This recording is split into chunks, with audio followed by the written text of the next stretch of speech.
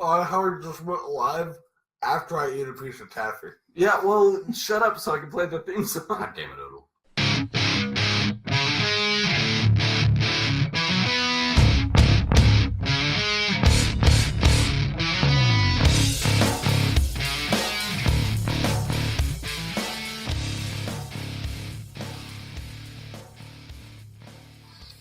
Hello, everyone, and welcome to Sort of My Podcast. My name is Vincent Herman, Vin the Human. Joining me today, to my left, oops,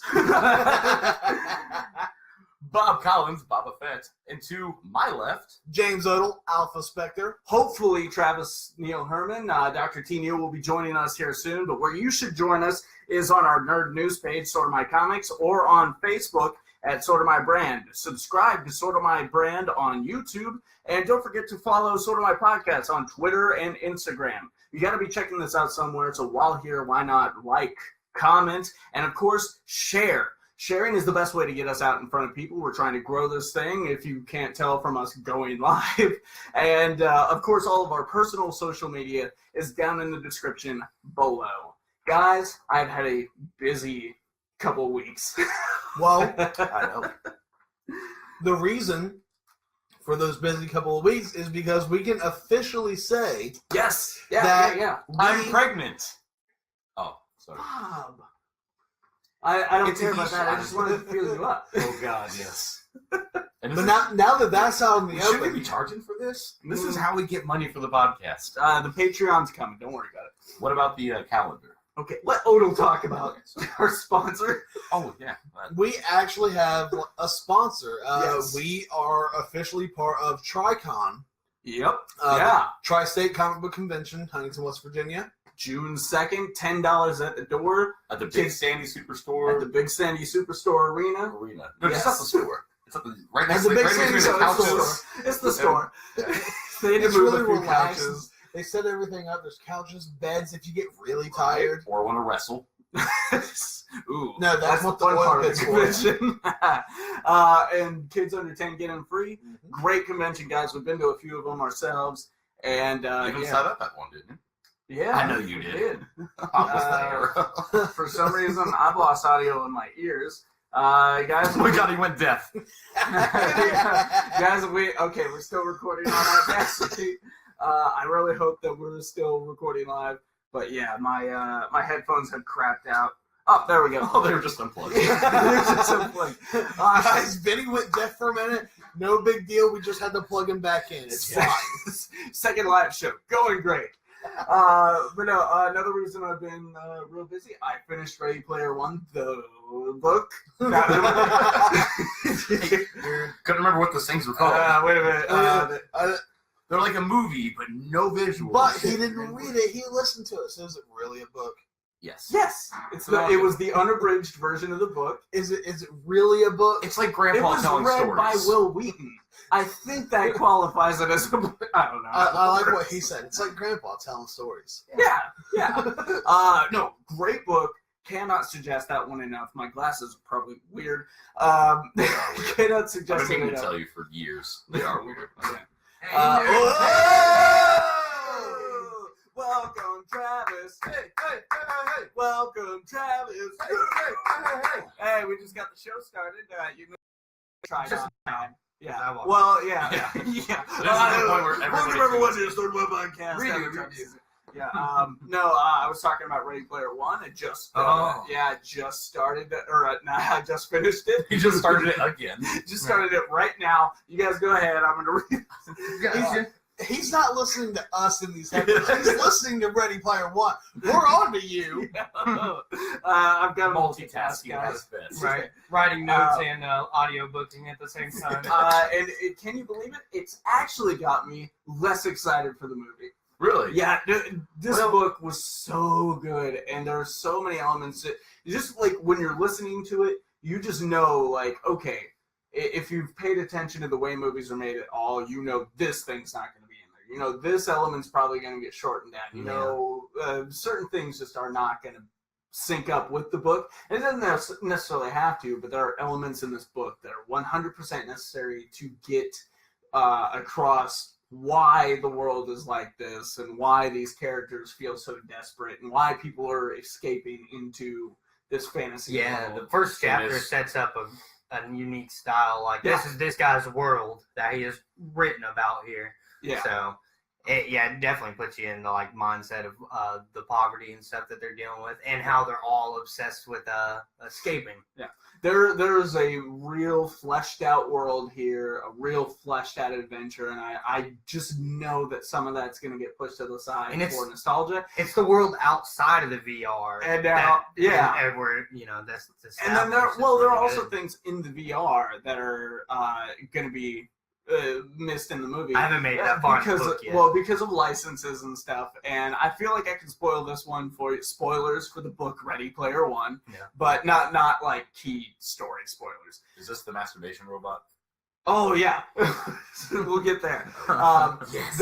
I already know that the robot that he chooses when he clears Gate 3 is going to be Iron Giant, right? I don't know. I haven't seen it or Man, read it. Odell has seen it. Giant robot, what? I mean, well, in the book, it is the giant robot from the Japanese Spider-Man show. Oh, that's Spider-Man's robot. There's no giant robot in the movie. The people have seen made of iron. Another thing, DJ R2D2. We know we're not going to get that one because it's a Warner Brothers production. Oh yeah. There's a ton of stuff like that in the book that like the type of stuff that they shoved in there, but it's not going to be as good as the stuff that was in the book because of licensing. Does Vin Diesel do the voice of the Iron Giant in this one? I wonder. His voice acting is only getting more and more. So now, I'm going to watch the movie unbiasedly. I'm going to watch the movie and I'm going to say, okay, let's look at this as a movie on its own, and I'm sure it's going to be good, but then when I do have to take it out and compare it, the book is just going to be better. Well, the only thing I can say is what I said before. When comparing the movie made in 2018 to the book written in the 80s, you have to take into consideration. The book was written in 2011. Yeah, I was going to say, the book was only written a few years ago. The book is heavily influenced by the 80s. No, the book was written in the 80s. No, it was just published in 2011. No. Pretty sure. Yeah, it's newer. Because it was also the guy's first book, wasn't it? Did you read that? It was Ernest Cline. Yeah, it was back in the 80s.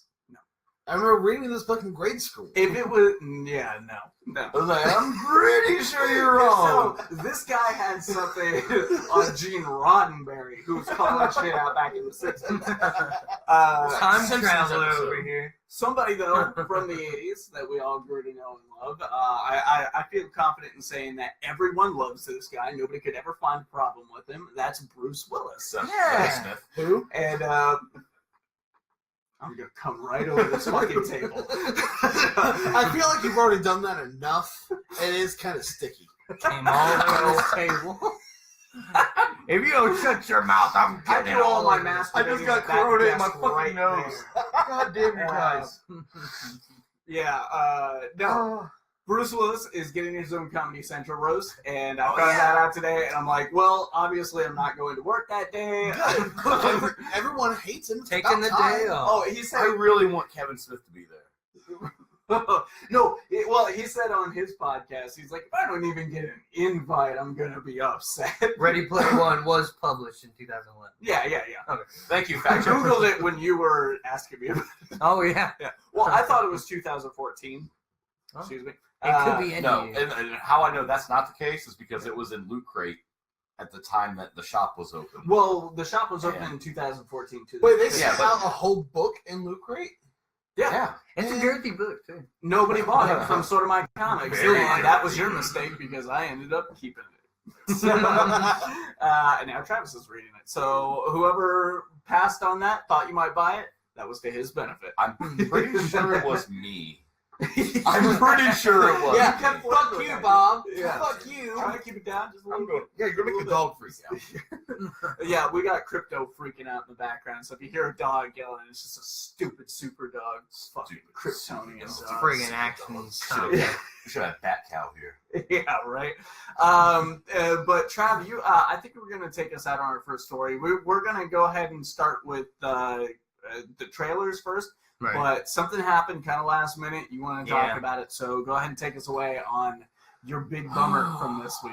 Well, it was it was like the first thing I heard when I woke up, even because I work at night on the artwork and stuff, so I got up at like 3 in the afternoon, and but yeah, Vinny had sent me a message, and I was pretty upset. I kind of went through a roller coaster of emotions, but Ash vs. Evil Dead was canceled. Very. I'm so bummed out about that. Yeah, I was like, sucks. that's not a big deal. And the longer the day went on, I'm like, I may cry. I don't know. How do I feel today?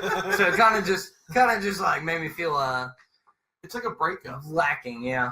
It mess with your whole day. It's a breakup with a girl that you've been anticipating being with for a while, that you used to have a fling with. And I never even revisit memories. I never even knew I had a chance with her. It's a dream come true because it really came out of nowhere. Yeah.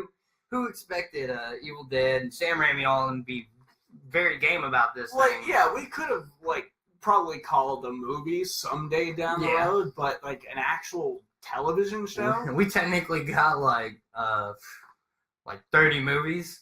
Well, out of this whole run, each, basically. With each episode being about half hour. Oh, half an hour. So half an hour, 10. 15 movies. Yeah, 10 episodes per season. Yeah, and I think we should be grateful that we at least got that. We got 10. That's what I'm saying. We had 3 seasons, 10 episodes a season, so we got a lot. But I had no idea it was ever coming. After the first season, you almost think maybe this is probably gonna get canceled already. But so people had already kind of known. Like I've been in the Bruce Campbell fan club and the Bruce on the Loose podcast fan club and stuff, anything Bruce, of course. Yeah. And but yeah, so people started talking about it on there, and I'm like, yeah, I probably will get canceled one day, but I'll be prepared. Yeah. And I was not.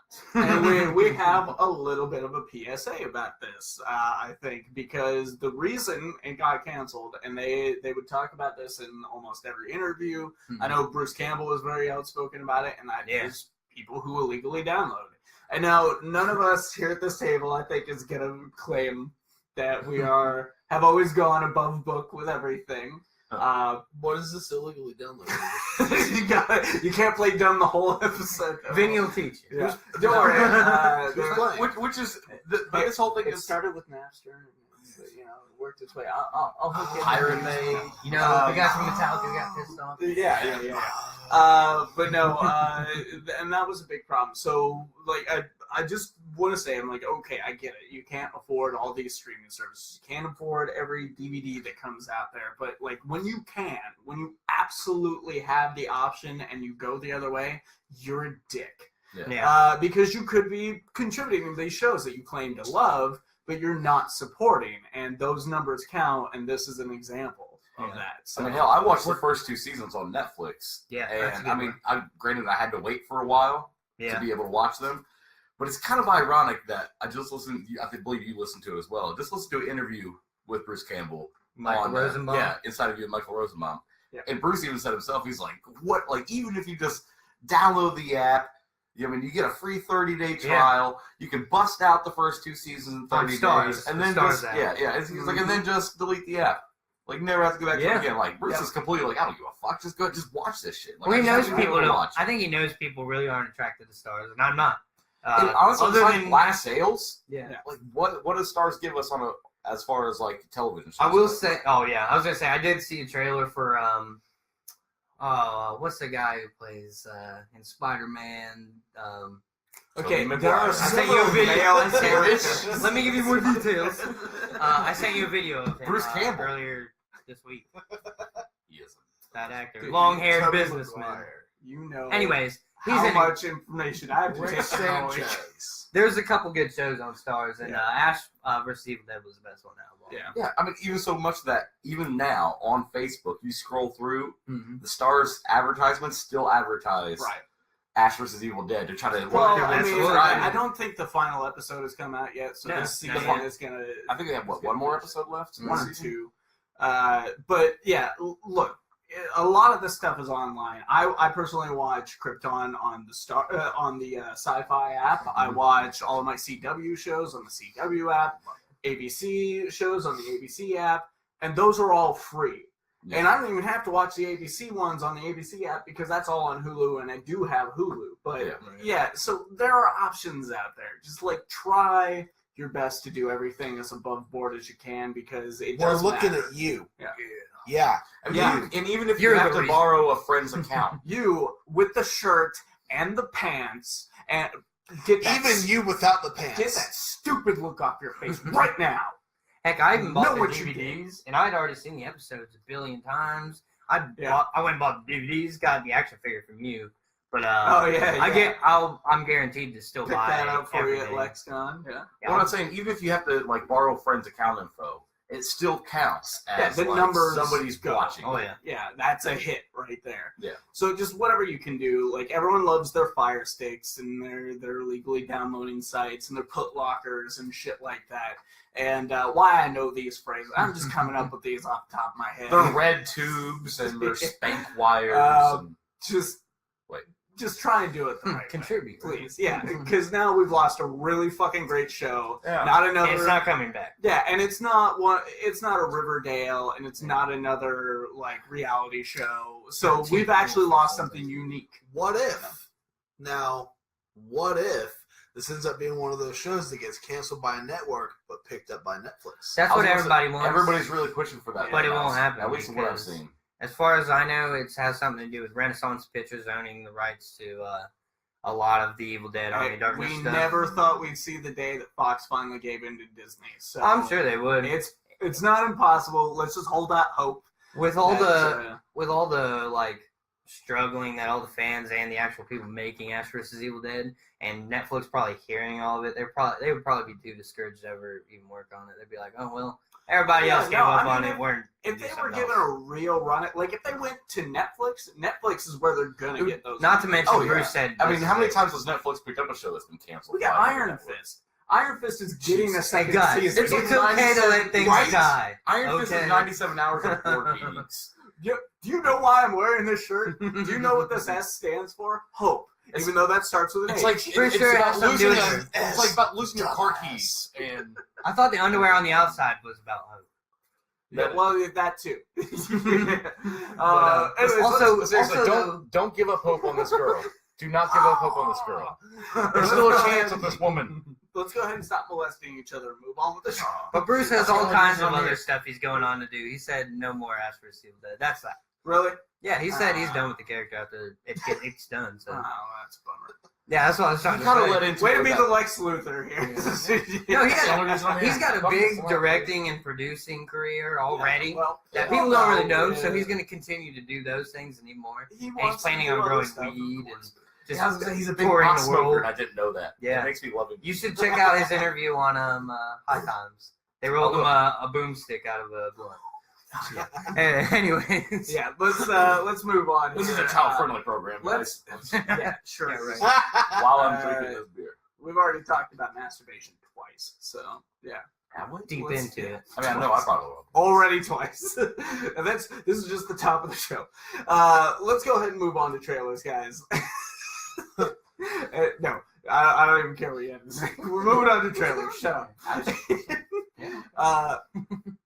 Okay, well, all right. Let's do the absinthe thing. It's green liquor in a Rick and Morty flask. How appropriate is that? Well, it's not entertaining for those listening at home or me who has to edit this. Well, the flask is green that gradually goes into white with a picture of Rick on it. Google it. Yeah, Google it. Anyways, Google it, man. I can't think of any better segue into Adventures of Rocky and Bullwinkle. You can Google it, man. Oh my God. Okay, I didn't know how much I wanted this until I saw it. I had totally forgotten this was going to be a thing, but yeah, The Adventures of Rocky and Bullwinkle coming to Amazon Prime here soon. I think in June this is coming out, and this is really on par with the old show. Trav, did you ever watch the old Rocky and Bullwinkle show? And I've seen the live action. What you would call that movie, right? Yeah. Well, let's not worry about that. I was gonna say is I've seen. You don't talk about the live action. No one has seen that. That does not exist. That was a dream you had. Oh, never mind. Good Jedi mind. We need processing. We got it anyway. No, but we've all seen it though, for sure. Like around the table. And so you remember the humor. It was very tongue-in-cheek. Very fucking loved it, though. Yeah. Well, no. I mean, there's nothing wrong with that humor. It was very fun. And this one seems to carry that humor as well with, like, And I think the one joke that speaks the most of that is when they're up against Boris and Natasha, and Boris flies into those ropes, and Crypto, damn it, Crypto. Bullwinkle bends over to get that penny, and Boris flies right over his head and into the wall. And I love that. That's just the perfect kind of stuff that we used to get from them. Very smart humor. But it's also very it's up to date because you hear him making a joke about they start getting wore down in this trailer, and he's like, "Yeah, that was a really tiresome montage."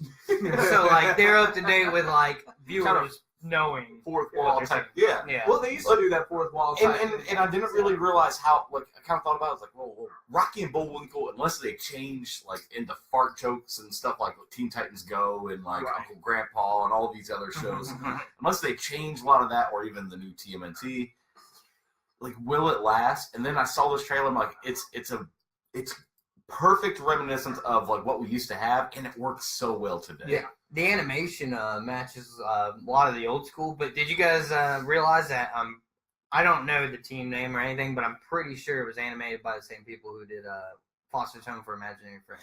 It looked like now that you mentioned that, I didn't. It like looks like they're the same style, but like you can tell by like the border colors and all kinds of stuff that I felt like I was watching Imaginary Friends, and that show was awesome. Yeah, I missed that show. Now, it's a very good show too. If this is successful, do you think we'll get like reworks of some of the shows that kind of accompany this, like Underdog, Spy vs. Spy, Great Babe, like a lot of those.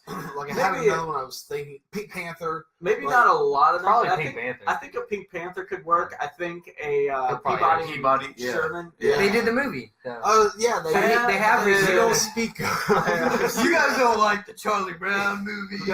I haven't seen the Charlie Brown, but I have seen the Woody Woodpecker. I didn't even know that was a thing until I saw it on the shelf. I was like, "What are you serious?" I've seen the Rocky trailer for it. I knew I wasn't going to watch. I've seen the Yogi Bear, and I've seen the Sherman and Mr. Peabody. And I have to say, Sherman and Mr. Peabody is the best of all of them, but still dumb. Does Garfield count in all this? The Garfield movies? See, I'm torn. I know Garfield is not as good as the show, but it's good for a different reason, but mostly stupid. That's a guilty pleasure of mine.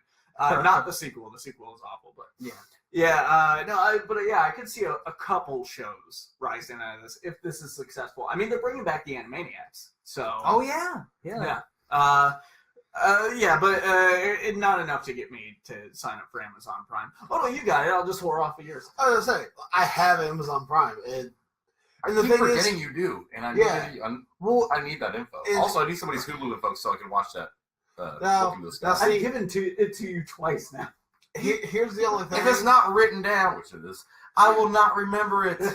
My Amazon Prime is one of the only ones I'm reluctant to give out to anyone because that is directly tied to my Amazon account.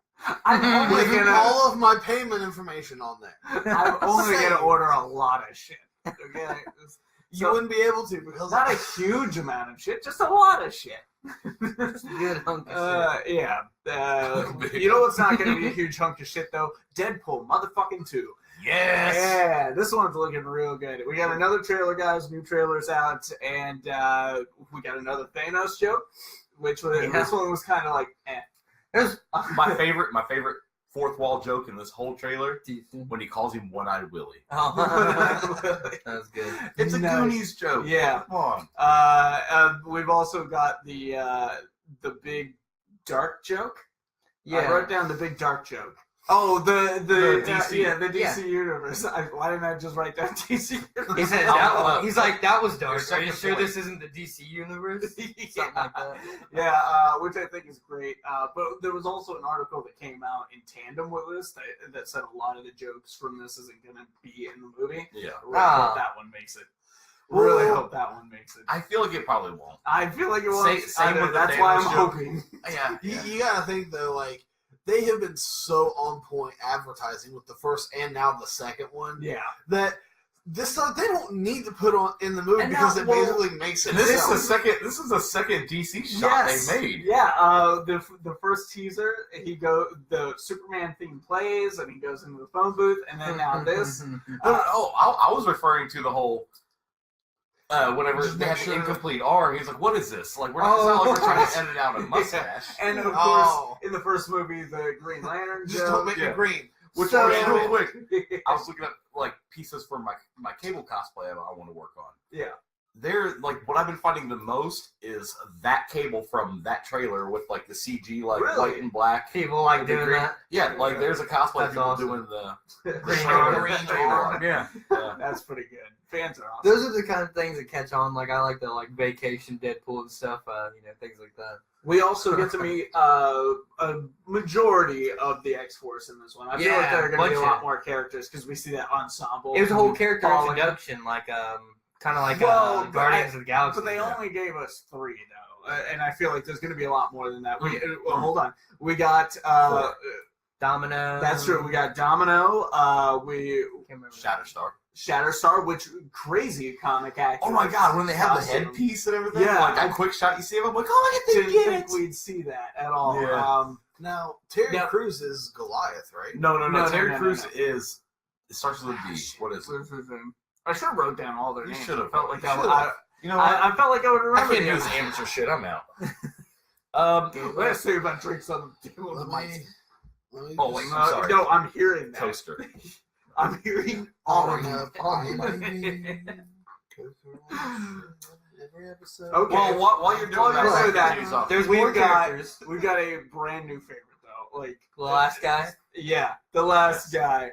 Peter. Peter's his favorite X-Force. Okay, he shows up. I feel like he's gonna be somebody, or at least have some. Like he's gonna say something. He shows up and he's like, "I just he's just a regular Joe Schmo," but like he stumbles upon something that that saves the fucking day. Yeah, well, okay, he had that intense shot of him skydiving with a backpack, like he was like eyebrows like twitching in the wind. Yeah, he looks like a softer Ron Swanson. Right. Yes. When I first saw that, I was like, why didn't they just cast Nick Offerman? Because we wouldn't buy the whole probably bigger aspect of it. No. Yeah. Terry Crews is playing Bedlam. That's what it was. Yeah, there's a D in there. Yeah, there's a D. There's a D. Fourth letter in. Deblum or something. Devin. He's playing Devin. He's playing Dominique. Domino and Dominique. There you go. But no, it looks good as all these trailers have. We can't say enough to say that this is going to be awesome. And if you like the first one, you're gonna like this. I was going to say, as soon as I found out we can't say that definitely. Yeah, we can. No, because they don't have the same director. There's a lot of different changes. But like, as soon as I heard that there's going to be a second one, which was right at the end of the first one. I hope the editing and stuff's the same. I knew that it was going to be great. Okay, music should be great. Be real for apparently we've offended Jared Campbell. He's been over it for a while now. Although Mark wanted to bring something up. I think he's talking about me. I think he's talking about either you or. No, he's talking about me. No, he's talking about. He's talking about me. Okay. I love you, Jared. Thank you for watching. Sorry, I cut you off. What? Mark actually submitted a topic for us. Oh yeah, I was just about to bring that up too. Is that what you were talking about while I was reading the thing? Yeah. That's why he's been on his phone. Yeah. No, that's fine. I said after the last episode where I kept calling people out, I was like, I'm just not gonna say anything because apparently everyone was doing their job. I got at least like 10 people that instantly start watching. Benny's like, "Hey, dickhead, stop fucking working for us. Stop doing what I want you guys to do." All right. So on to Mark's topic, but do we want to save it for after trailers? Because I got a whole trailer segment. Let's save it for after trailers first. All right, Mark, we're gonna get to your topic. We'll wedge it in. We will wedge it in at the top of the news, and but moving on from there. We are talking about Incredibles 2 trailer, brand new trailer. Honestly, this is one of the main movies I'm excited for this summer. Really? Aside from, I was gonna say, aside from Infinity War, this is definitely like my number one movie. Infinity War is like right at the top. Strangely enough, like Han Solo is like way down in movies. We'll talk about that next. Yeah, but whenever we get to that trailer, that one actually made me more excited for this movie than. But we'll get there. But this Incredibles 2, God, it looks so fun. It looks classic and new at the same time. Well, I feel you think about the first movie. It came out before Iron Man. Yeah. Okay, so they've had this 2006. They've had this whole time to like examine the Like comic 25. universe in movies lately since it's been so huge. Yeah. I feel like they're gonna pack a lot of that action we saw in the trailer already. They're gonna try to like I think emulate these bigger superhero movies, Well, you gotta think. but with the same Pixar twist that they already had. They already had these established characters. Throw them into the new world. And one thing I like about seeing these Pixar movies that are sequels or even like trilogies and such like that is like seeing how much they've progressed in the years since the last. And they still film. fit so And well they together. do. But like if you look at them side by side, you're like, oh wow, they really are a lot more polished now. Yeah, you can tell the Because I went back and rewatched the original Incredibles trailer after watching the Incredibles 2, the first Incredibles 2 trailer, and it's changed tremendously, but it all still flows very well. And it still Those has established the same characters. style with a cleaner look. But yeah, and to further your comment about the amount of action, this is a very action-packed. Oh yeah, so much is in there. And the thing is, like he was saying, kind of taking what we've gotten from the comic movies from then to now, Marvel Studios, like being owned by Disney and everything, we know that everything they give us in a trailer, if they give us something from later in the movie, it's a very small, quick shot. Just a little. So everything we're seeing in these trailers, we can be pretty confident that it's early on enough in the movie to still leave us wondering what's going to be going on. And I guarantee you, at least a third of this trailer takes place right at the beginning of the movie. And why I say that is where they're fighting the Underminer, which takes place right at the very end of the first movie. And I started realizing once I watched this trailer that Underminer is not the main villain. And I'm like, we actually got to meet our new villain, the Screen Slaver. Yeah, the Screen. He's so creepy. Screen Slayer. Slaver. Yes, okay. The Screen Slaver. I've watched this trailer 3 times. And I still couldn't catch it. It's a play on Screensaver. Hey, actually, you two might actually enjoy this. I can't remember what the guy's name is. I looked it up earlier. I think it's like Winston something, but he's the guy in the suit. No, he's the guy in the suit. That's Winston Harlow. I believe so. You know who that's voiced by? Who? Saul from Better Call Saul. Oh yeah. Yes. I was looking at the cast list. Because for me, for some reason, it sounded like fuck me. Who did the voice of Well, that's Bob Odenkirk, right? Yeah. Who plays Brody in like Mallrats and shit? He did the voice. Jason Lee. Yeah, Jason Lee. It sounded like him at first, especially when he said Elastigirl, and I had to look. His voice is different since the Chipmunks movies, which I know you do not watch. You don't know what he's up to. Well, I've seen the first one. But I had to look it up, and there's actually 2 actors from Better Call Saul that are in this movie. Right. The other one is I don't know what his name is. He was in both Breaking Bad and... We really nail it on these names. I can't remember people that I know personally. But Vinny, if you were doing your job and had all of this information written down, we'd be fine. Why do I not have the script right? What you were saying about the whole movie being in the trailer already, though. No. He was saying something. What I was saying is a third of this trailer is has to be the very beginning movie. That's right. Yeah. I just watched Jumanji last night, and I realized like the new one. Yeah, the new one. Of course, I've seen the old one, but I wanted to read the book first. It actually is. I'm pretty sure there's there. How did it stand up? I actually realized in the trailer of the credits of the new movie that there was a book, Jumanji. Yeah, but I had no idea.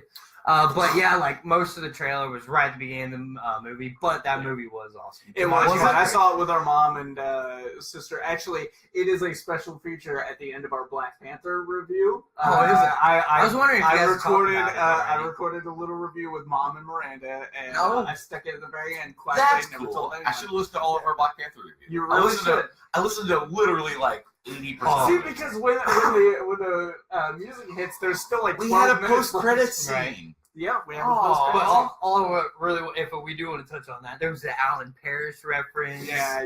Nick Jonas for some reason. He was awesome. Yeah, he was actually great in the movie. But yeah, it was actually a really fun movie. You can't watch it now because it's out of theaters. So yeah, I have it digital. It's on DVD now though, so that's relevant. Yeah, somebody gave me. It is. Yeah, that's how I watched it. Yeah.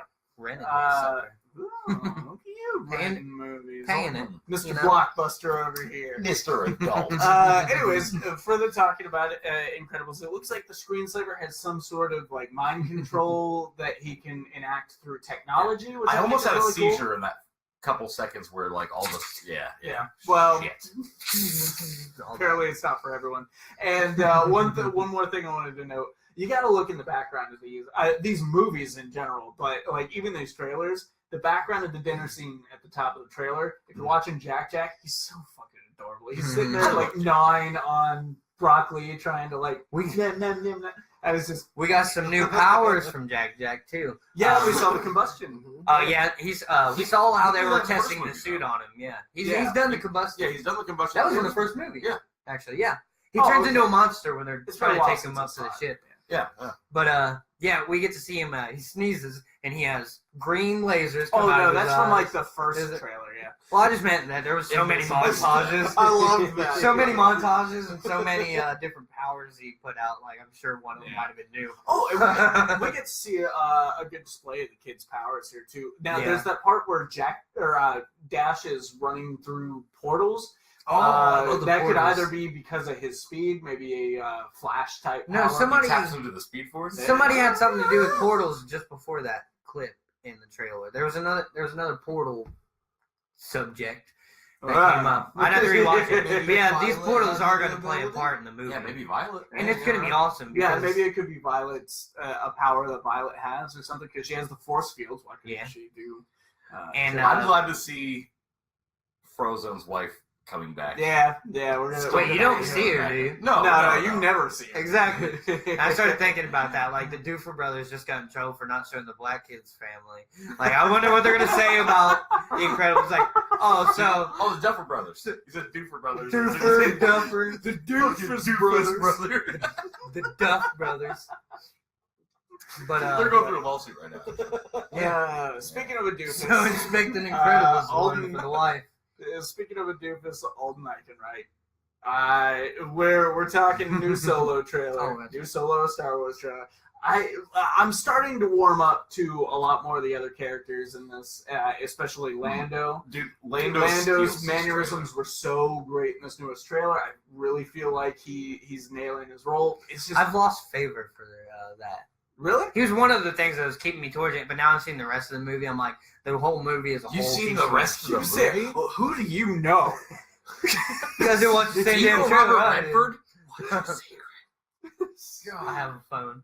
He broke into Skywalker Ranch. You know fanboy that style. thing we were Yeah. talking about? Yeah, I was Redford. actually told all my friends I was dying, and they helped me get there. I think they made a movie about me doing that.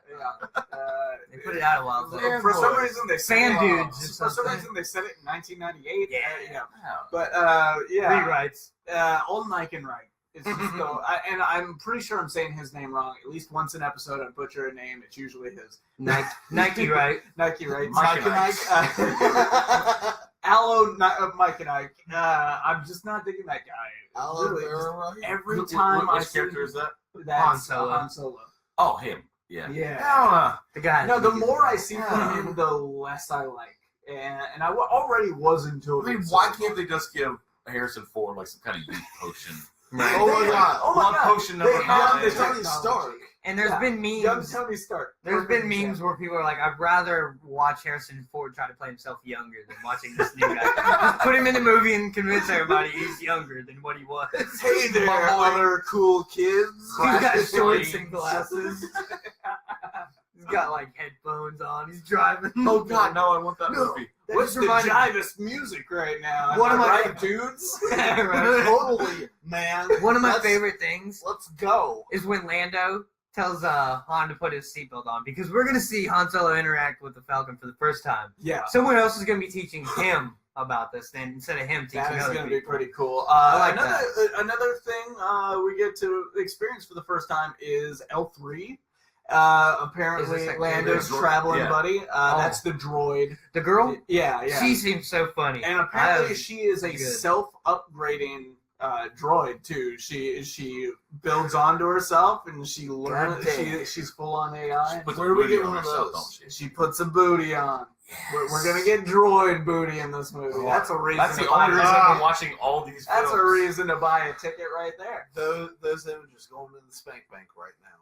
Well, hold on, I've got a few on the computer. Buy my time in Don't Don't worry, guys, I got this. Let's Google it real quick. Derail the whole show. And also seeing Chewie like hug another Wookiee. Is that his wife? Is that what's her name from? I heard this on another podcast. Did you hear it too? I think so. From the Christmas special? Yeah, I can't remember which podcast it was, but yeah, probably Hollywood Babylon. Is the Christmas special canon?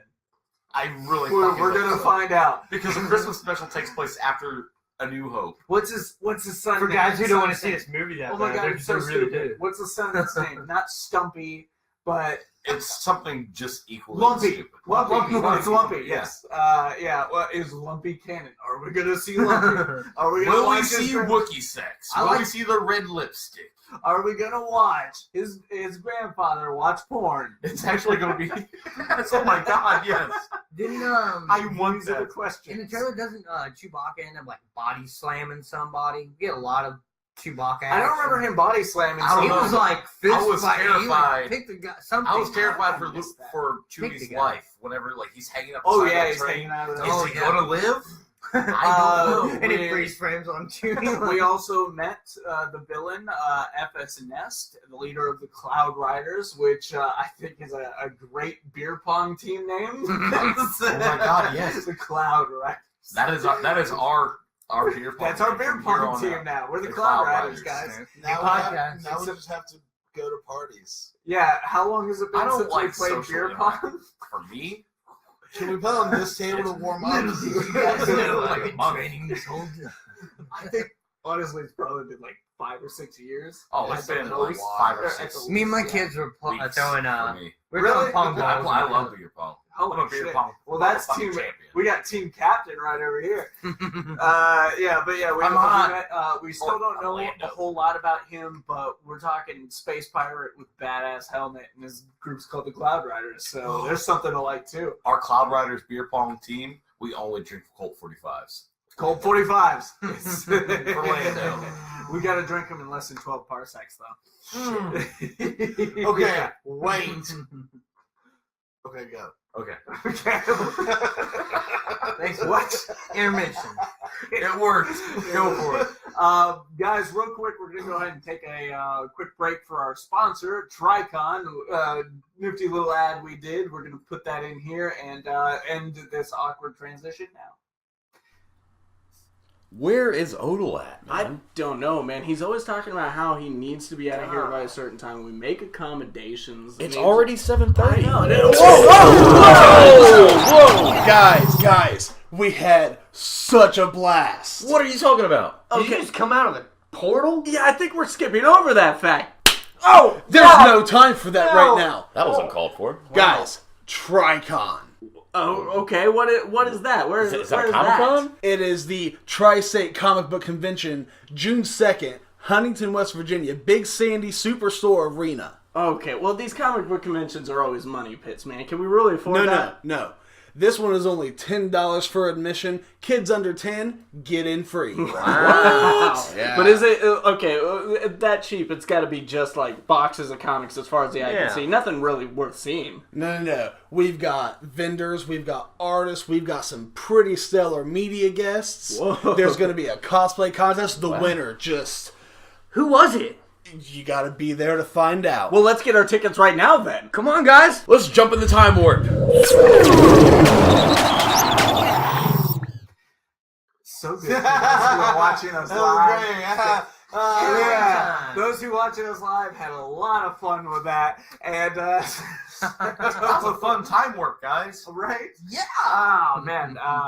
We're gonna be at that show. If you guys haven't heard yet, we are the official podcast of Tricon. Join us there. We're going to be doing a live show from the event. We're going to be live streaming the cosplay contest, doing color commentary. One of us is going to be the judge, but who will it be? I'll probably draw on a couple things around the building, leave them around. And what these guys don't know is I have more in store for after the con. Whoa! Zany. That's almost, We're almost recording an ad right now. Anyways, June 2nd, Huntington Superstore or Big Sandy Superstore Arena, $10 at the door. Kids get in free if they're How under was the 10. kid? How was the kid with me? Yeah. My kid is like 45 years old. Is he allowed in? He's my kid. So Can't deny you that, sir. Get in here. Cannot I deny brought the that. DNA test.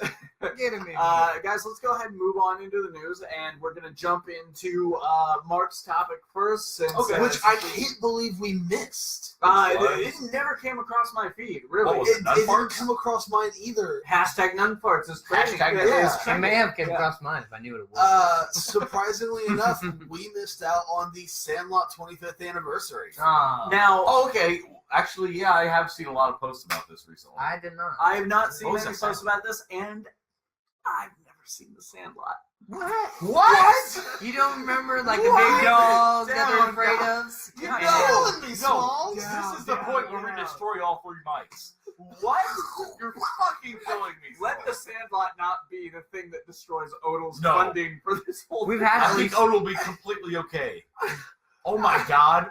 Next episode of Commerce Commentary, we're watching. Vinny watches Sandlot. No, because I've already got a line up for No. commentary. We No. can do Sandlot eventually. We'll put it on that. But you guys have obviously seen it, so tell us your special Sandlot memories for over the past 25 years. Well, it was all right. Have you seen the Sandlot? Everybody makes a big deal. It's all right. Yeah, I've seen it. I can tell you, I haven't seen it since I've been an adult, so I don't know these characters' names. Don't know how many kids there were. I remember they end up playing baseball. Right. Oh, yeah? Right. And there's this dog. Undeniable fact. There's supposed to be a huge monster dog. on the James other Earl side of that Jones fence. is It Is is. it? I can remember if when they see it, like it's not a big dog. No, it's fucking huge. Okay, yeah, there is a big dog. And I think what it is in this movie, in their minds, it's this monster. Cujo. It is. But when It's you Cujo. finally see it, like when there's finally It's- full reveal of this dog, It's a regular dog, It's right? a big. I mean, it's a big dog. But it's Yeah, not like. Well, a you monster. gotta think to like 10 and 12, Yeah. 13-year-olds. They pull it off with like Like, steam yeah, snarling kind of. It's very dogs nostalgic. and It's very nostalgic in like a Stand By Me or Yeah. like a. It's not about the dog. You know, We just keep It's- talking about the dog. No, Talk about the the dog dog. is a big plot point. In Yeah. This film. there's- But it's the about dog- the kids. Does the dog talk? yes. Does an angel Bro. come down and help them win? Yes. Yes. Do they Christopher solve Lloyd. mysteries? Where is Yes. Whoopi Goldberg? Yes. Are they in a She's- psychedelic van with a stoner who Yes. gives them snacks? Is Bruce Willis in the movie? Yes. But Darth Vader is. Christopher Dog Walken's in the movie. He really is. Okay. James Earl Jones is in this one. Like, And it's this is- not Field of Dreams. this The is baseball one of those. movie I, was still James want- Wilson. I also haven't seen. I forgot Fuck he this. was I'm in out. that. I quit. Right. I quit. Some inspirational Michael Keaton. Every baseball episode I movie. quit for some stupid ass reason. I keep meaning to watch it, but I want to sit down and watch Field of Dreams, and I'm I'm half sure the I stuff- own it and I'll let you buy it. half the well, it's on Netflix. Half the stuff I watch though, I watch while I'm working. Like I This just is one of double those up. movies you No, don't yeah, want this to is- gotta sit those down are definitely and watch movies it. you need to go sit Like down. he's missing out on part of that Real audiobook he's A listening to real right quick now. premise of Sandlot. A boy moves into a new town. He likes baseball. He has a But he's not very good. No, he's not very good. He has a stepdad. So he found this this group of kids who likes playing baseball. And one day they lost their fucking ball that went over the fence. So he goes to his stepdad's room that he's not really allowed to touch anything in, and grabs a baseball by Yeah. somebody named Babe Ruth. He's not really Some sure who that is. dude. Yeah, and it gets knocked over the fence, and they're like, "No, that ball is gone." And he's like, "But He's that's no way. like That's it's not hitting my. that That's ball." Baby Ruth. Yeah, She it's signed like- it for my dad. Yeah, She signed it this for kid my had dad. no idea, And they no idea who flipped this their is. shit. So a good chunk of this movie is them and their Trying to get that ball. adventures on trying to get this ball In back. the treehouse, but there's a lot But of. don't spoil anything Yeah, in the like- end because he has not watched this Yeah, movie yeah, yet. yeah, yeah. It's not as Yeah, cool yeah, as yeah, like yeah, when it's it's actually you know, character. I will say it has been forever since I've seen it. We do. Forever. Let's. But I've got an idea for Commerce Commentary coming up. I want to do shitty superhero the shows fuck that your try to idea get. of watching No, that's some gonna be Shows fun. or movies. Shows, maybe maybe we cap it off that season with a movie or something. Oh, okay. Yeah, Justice something like League. that. But we'll Old hit the ones. Sandlot next. After we're done with that series, we'll do the Sandlot. like, Agreed. if Is you don't that know- good enough for you, Mark? Is Yeah, that happy good now, enough for Mark. you? Are you Hey, happy? Mark? Vinny, your younger self is gonna hate you for not knowing who Wendy Peppercorn is. Oh my god! Wendy Because Peppercorn of is. stupid. I don't even remember that part myself, drowning, but I have to make out rewatch with it. Wendy Peppercorn. All I remember is the I already have. Think of the swimming pool scene. I already have a remember. Winnie Lifeguard. crush from my childhood. All right, so It matches with all the other 80s and 90s kids movies I've You seen. both need to read. Like, you need to watch it. You need to watch I'm it. already down with the Winnie Cooper over here. So, do I need an extra Winnie? Yes, you need Yeah. peppercorn. The Cooper Peppercorn connection.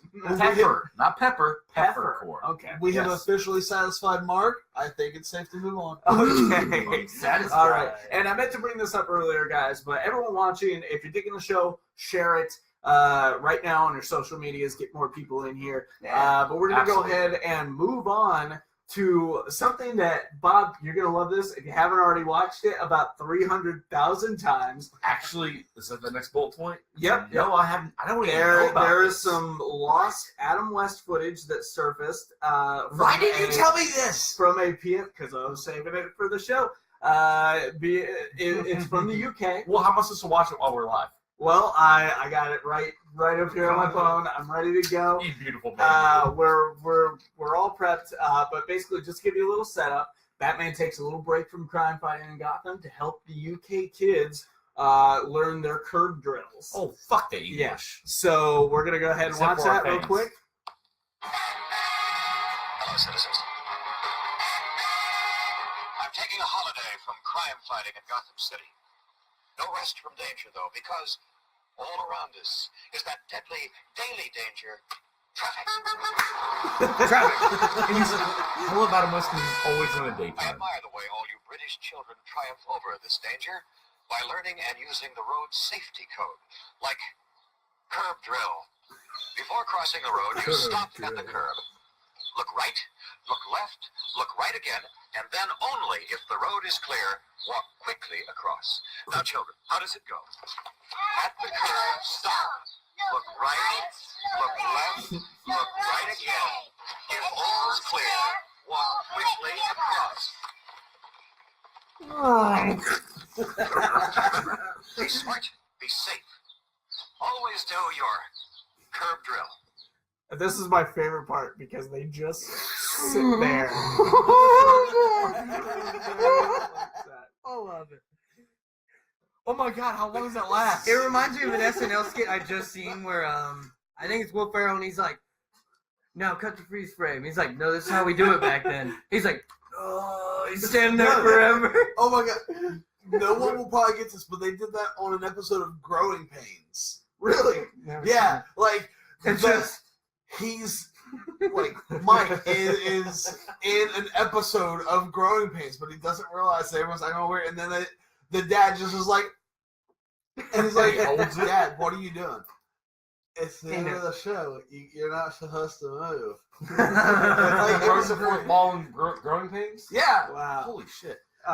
Real quick, like, I wish I lived in a time where that kind of shit, like, I wish that I was, PSAs. well, like, and not just like, but Adam fucking West, Well, dude, that one- like, he was, Only ever Goddamn. aired. We didn't in the deserve UK. him. I don't care, I wish I was Yeah. a weed lad in And the they UK. spelled curb KERB, which really got me over the top. Maybe that's. Did they? You know what? You didn't read that? Yeah, at the Yeah, very no. beginning it says KERB. I didn't. Maybe that's just how they do it. They also. I call- figure it's UK spelling. They call You know- fries chips, right? Oh, yeah. Fries yeah, chips. yeah. Here's what I thought it was going to be. And also, legal drinking age is 18. Yeah. I didn't think it was So going they're to be doing about some being things on the right. I streets. know. I thought it was going to be about being attacked by the curbs or something like that. You know, like the Zerbs, only the curbs. It's like, what the fuck were they dealing with back then? But like, I wish Yeah, I still watch lived in a yourself time with the where curb, it's bro. like our pop culture icons or like superheroes, cartoon characters, whatever, gave you PSAs. All except for that one video we all watched in health class that had the Ninja Turtles and Garfield and everything that told us not to do drugs. I had not seen You guys that. remember that? Oh, you remember that? Yeah, I I've want a seen that. copy of that. Like, Yeah, I think might be Care on Bears YouTube. were in it. No, like I said, Care I Bears and remember Turtles. a I'd see book that I had. And I swear to God, this was one of the earliest things I can remember. It was a book, but it was more image than word. But it wasn't a comic book. It was one of those like big Ninja Turtle books. And at the end, they were talking about don't get rid of your like. You have to dispose of your hairspray bottles and like do things like this a certain way, so that the CFCs don't destroy the atmosphere because of the greenhouse effect. It was like a Captain Planet episode.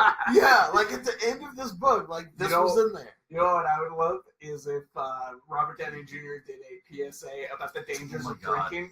Oh my God! He's making on That's how the we What get a if- demon in a bottle. What if Ben Affleck did a PSA like Adam West did now, but with like, better watch out for those internet With predators. the voice modulator. And I think we should just redo Curb Drill. Yeah, That'd be funny. just remake that PSA, but with Ben Affleck. Well, they could updated. animate it and have Ralph Garman do the voice. There you Oh go. my God, they're good. There you go. Let's go ahead and move on from that. And we actually got a first look at some more characters from the Titans show. Hold on. Now, you guys remember how awesome that Robin costume looked? Yes, and yeah. how And comic Hawk and Dove. accurate Hawk and Dove were and Yeah, everything. so- Well, this is what we're dealing with Raven and Beast Boy. And if you guys And want to Starfire. Have you seen Starfire? you ruined the reveal. God damn it, I'm But sorry. I was doing a whole thing. You I'm sorry. Totally. Don't worry, fucked we it can edit this out. up. From podcast, sure. Anyways, so if you want to search for these images, guys, just type in the Google image search. First look Raven Beast Boy. That's what I typed in to find them. But this is our Raven and our Beast Boy. Oh man. Okay. And Okay, go ahead. You go first. yeah. With these images and the other image that we have seen accompanying with this, there is there is actually reasoning. These are shit. These are not like These are bad images. yeah. These are like Out of context. someone snapped a quick photo either right Okay. before or after shooting. Yes. These are not in actual But- context of the show. No, but they're obvious. What we're talking about is the look of the characters here. This is the In first general. look. This isn't a first full synopsis. Let's break down the entire first season. This is what we're the talking about costumes the look end like. character, and you can see here that I think it's obvious from what Gar is wearing here that he is in his costume for the show. I mean, and it's fairly in other iterations I've seen. His hoodie, the color scheme, and everything is Yes. fairly close. The hair, fairly close. There's one big thing missing here. He's not green. Yes. But let's take into account the fact that this was probably snapped with either a long-range camera or a phone So that you're doesn't saying have that- CG effects. Now. Yeah, it could How be many a post times- effect. Justice League or BVS, fucking Doomsday and everything. People, have we heard? Oh, this is not final. This is not final project. This is not final image. Whatever. And then No. when we get to the movie or show, that's exactly what it was. Now, maybe, yes, I really fucking hope that's true. maybe that's the case. But if that were the case, they're obviously on set. They're obviously prepped for filming. Why wouldn't they put like some CG dots on them? Well, like why is there no motion capture stuff on? Yeah, it? there's nothing really there to show. Why there's would gonna you be need any motion capture if all you're changing is the color of skin? Because it'd probably be Yeah. easier for the Yeah. animators. Yeah. Like I hope. Instead of going I in and truly breaking hope down you're every right. frame and coloring. I his truly skin hope you're in. right, but I think he's right. Yeah, Because I this don't also think- be before They have to- everything happens. They have to have something to slap the Could cover maybe on. be Maybe. like first Because to 20 me, what minutes this of seems like episode 1. is like late '90s, early 2000s superhero show. That's That's like, what we Yeah. kind of want to get there, but we don't want to like Maybe. cross that line. And given the fact of the look of the costumes that we have seen with the officially released images and Yeah. stuff, that this is a huge not even talking about Raven's, because Raven's costume is perfectly fine. Yo, we're all And- like, And we also got to darn, realize, man. like, take off the coats on all these, plus the Yeah, other yeah, image yeah. that we'll probably see later. But the coats on all these people is just because they're on set. This is not filming. well, no, And I it's think cold. that's legit. They're color-coded. Gar's No, coat. it was actually stated the reason for the coats in this is it was like 15 degrees. No, when they okay. were filming this, so obviously, they're the wearing big coats. outer coats. Yes, I mean, that's what I'm they're talking not about. filming That's right what I'm now, talking so they're about. wearing coats. I'm Yeah. talking about the red and white coats. Yeah, that I can I'm see okay that being with part that, of his personally. actual outfit for the show. But he That's has fine. much different. I'm just saying, in comparison to those others, why would those others be so boom on point? This is what they are, and Like- then we get this shit show from Beast Boy.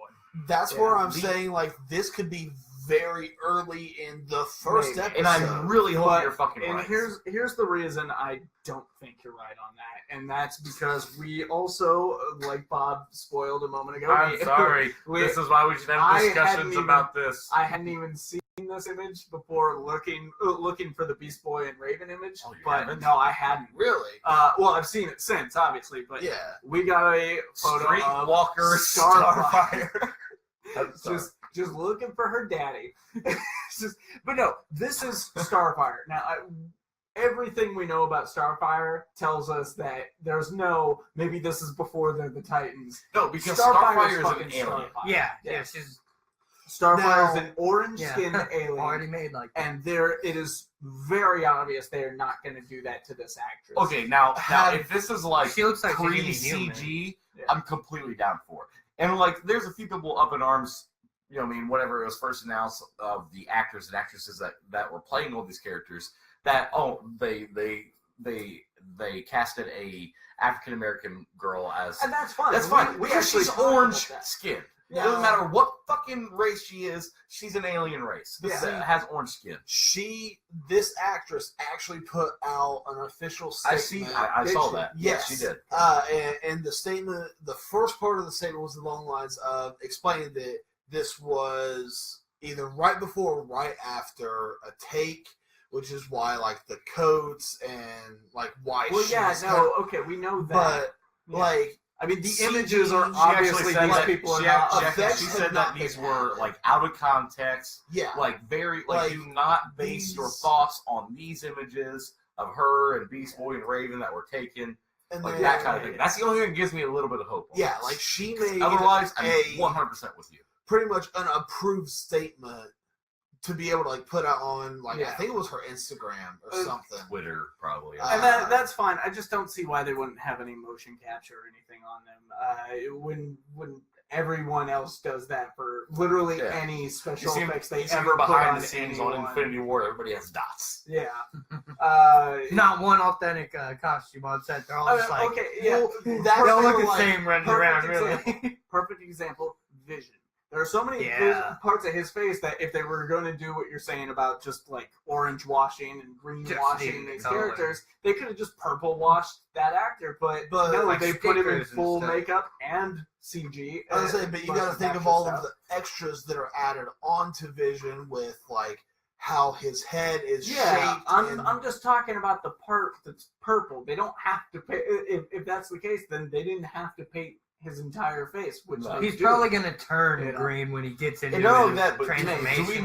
Do we know if their origins are comic book accurate on the show yet? We don't know anything because hell, it could be like an Earth 1 type scenario where it's like all of them have a certain but Earth 1 Star. I know that. What I'm saying is like. It looks like could they all get their powers from one fucking specific thing, or what? I don't know. I know that I'm done with this. I need to be some sort of chronicle. I really hope that you and I are wrong, and they Same thing we've said 6 times. I hope so. Moving on from that, though, we're talking about Deadly Class, which finally has been ordered to series. We knew it was being shopped around with a pilot going around and stuff. But the Image Comics title, Deadly Class, was ordered to series by Sci-Fi this week. Yes. And along with the comic series creator, Rick Remender, the Russo brothers are attached as executive producers. And you may know them from little films like Captain America Winter Soldier, and there's an upcoming film called Infinity Battle Suit. Something Infinity Infinite Socks. Infinite Socks. Yes. Infinite Gore. The Way We Were. Forever Scrapple? Forever Scrabble. Quiet Place. It's a quiet place. It's that Disney Marvel thing that's Infinity. Yeah. You guys know. But we've got a cast mostly containing unknowns: Benjamin Wadsworth, Lana Condor, Maria Gabriel, Defaria. I fucked up another name. Lana Condor. I don't even know what that last letter is. Maria Gabriela Defaria. Luke Tenney, Liam James, and Michael Duvall, and Benedict Wong, who you might know as Wong from Doctor Strange, is going to be playing Master Lin. I am so excited! Oh my god, that's a good casting. That is really Like, good. Great actor.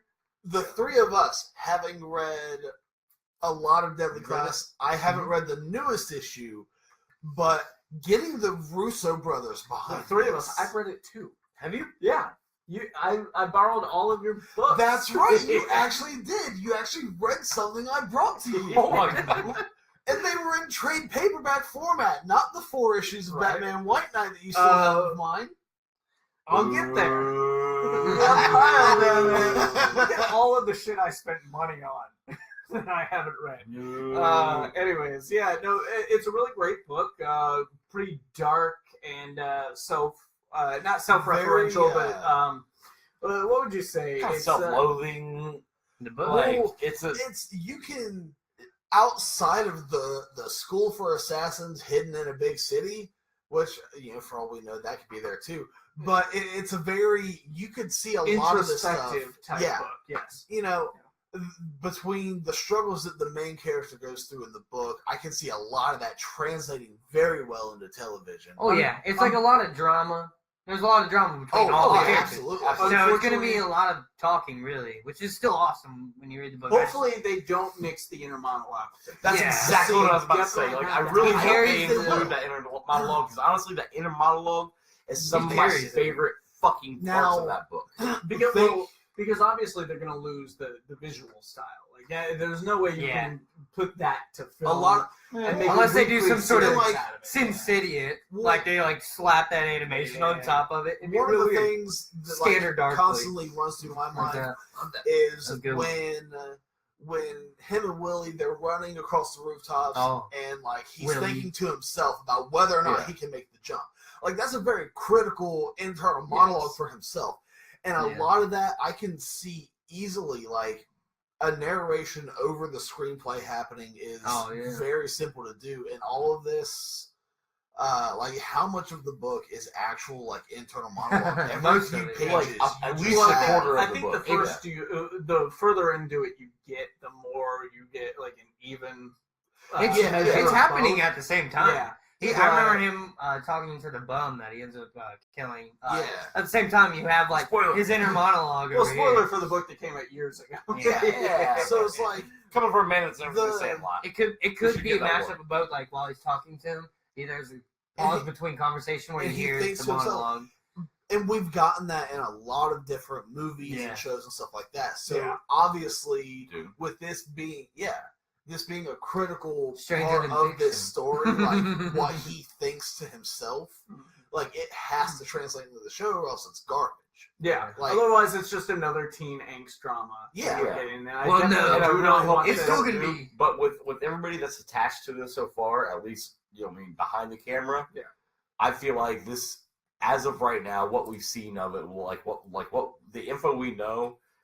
Should be a fucking they're not going to Teen Wolf it. The first time we talked about this, when they first ordered it to pilot, I was worried about it being on Sci-Fi and them losing a lot of the darkness and the losing a whole lot of what makes it edge of what the it book. These are the same people who did But as Travis has seen, Happy is a very graphic novel, and the show.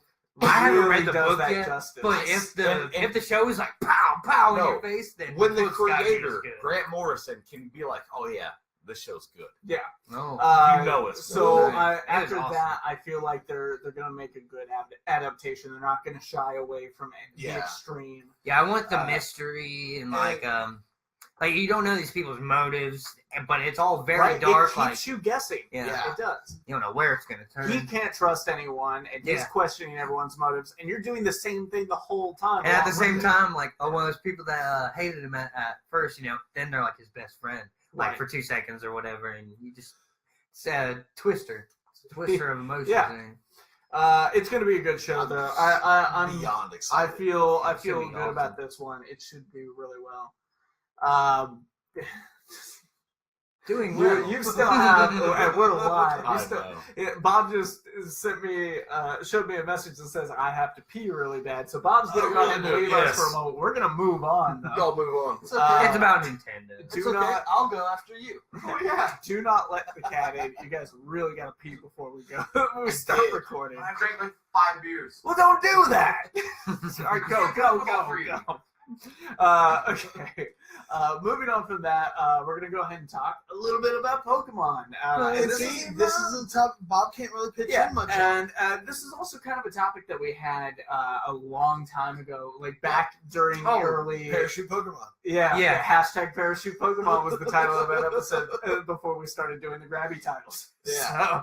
So, but apparently a Spanish copy of the official Nintendo magazine surfaced on Twitter with a small section about Pokemon, indicating a possible 8th generation coming to the Nintendo Switch and new game mechanics. Okay. An 8th generation? How many they got now? How's that boring? Well, thanks for that sound clip in my ear there. Moving on. Nintendo hasn't confirmed this yet, though. But if it's true, what would we like to see from this? And I feel like we're going to rehash old ground, but it'd be fun to talk about. Yeah. As far as like types of Pokemon, I don't really want to voice anything on there because they've hit everything. We've got an ice There's cream trash Pokemon, monster. trash bag Pokemon, a set of keys is a Pokemon. Well, no, Have they hit up like a plank of wood yet? Is there a plank? Yeah, that's so much. I want plank for Meta and Nettie in the game as a usable character. Not so much like what new Pokemon could we get. Because like you said, there are like 800 now or something, and there's a little bit in Phonebooth news that's gonna even further that. But seriously, what I want and what I've wanted for so long, and we kind of got in Sun and Moon was the first game that I noticed them in, but like you have to actually seek them out or else you don't know they're there. Is side quests. Oh, yes. Like in Sun and Moon, you can talk to certain people, and it's like, go catch this Pokemon and show me your Pokedex entry for it, and they give you money. Those have been. That's not smaller. the first time it's happened. It is abundant in Sun and Moon, which makes it one of the more fun games. But they've done little stuff like that in the past before. I want to say Ruby and Sapphire had at least one character like that where you get a special item from them. And I mean, if you think about it, in Red and Blue, you didn't have to go to the power plant. No, you know, that was something that you found out about, and you could go there. Yeah. So you didn't have to Zapdos. go there. You didn't have to go and get Articuno, like things like that. So I guess you could consider those side quests, but I mean like actual like fleshed out. Things, more like story driven. And I think X and Y was the first one to do it with their whole. Not Rayquaza, but they had an actual kind of DLC thing, right? Yeah. Like, the something episode or something that came out like that. I remember what you you're got talking the about. third Ultra Pokemon or a big legendary. Oh yeah, isn't it like a XY Hawaiian Ultra Mega Evolution or something like that? We're obviously speaking these guys' language. I have like I was telling Hoodle the other day. Literally, the only games that I've played of Pokemon is Red, Blue, Yellow, and Snap. Other than that, there you go. Should have at least given Gold and Silver a try. You've played Go. I've never had. And Go, obviously.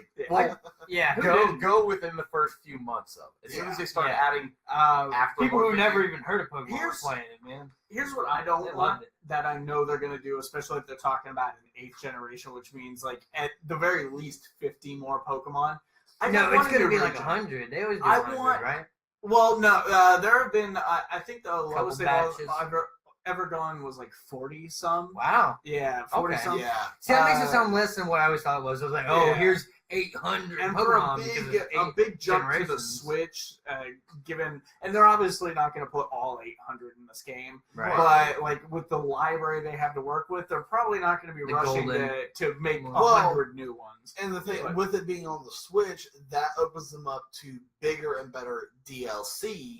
Yeah. To where like more Pokemon can be. And that's what we talked about last time was like, and this kind of plays into my I don't want a new region right off the bat. I want to play the Johto region. I want to play the Kanto region. If you if you gotta throw newer Pokemon in there, fine, from like all these 20 other generations since then. That's cool. But you want to play with the stuff that you know. Yeah, I want to see it more fleshed out. But at the same time, I want it to be open world. I don't want to just follow the path. I want to get lost in the woods looking for a fucking Charmander. They hit the perfect storyline with acquiring badges and defeating an ultimate foe. But like at the same, like I don't want anything more than that. That's always been the best thing about most of the games. Beating the game and collecting Pokemon on the way. But open world. But if we're going up to this bigger platform, we want more. Give us more bigger, fleshed out side quests, not just show me this Pokemon. Flesh out the golden storyline they already have. But see, here's something else that I can see them doing is off the bat giving us a new game. You know, okay, we get this open world Pokemon game, some new Pokemon, some old Pokemon. You know, same similar storyline that every game has. Well, you know, it's going to harken friendship. You and your Pokemon look really great today. You know, are you a boy or a girl? Let me tell you a 15-minute story about how special the bond with Pokemon and humans are. Well, okay, we're going to get all of that. Yeah, but you know, there's no that avoiding open world. Like, one of the things I want to see is you don't just startled and there's a Pokemon battle. No, you you can see the Pokemon and you can approach them, and if you sneak up on them, you get the first turn in battle, or you know, some kind of advantage, something like that. If you're going through the woods and you know a Pokemon does get the jump on you that you didn't see, they get the advantage in battle. Yeah, that'd be rad. And now.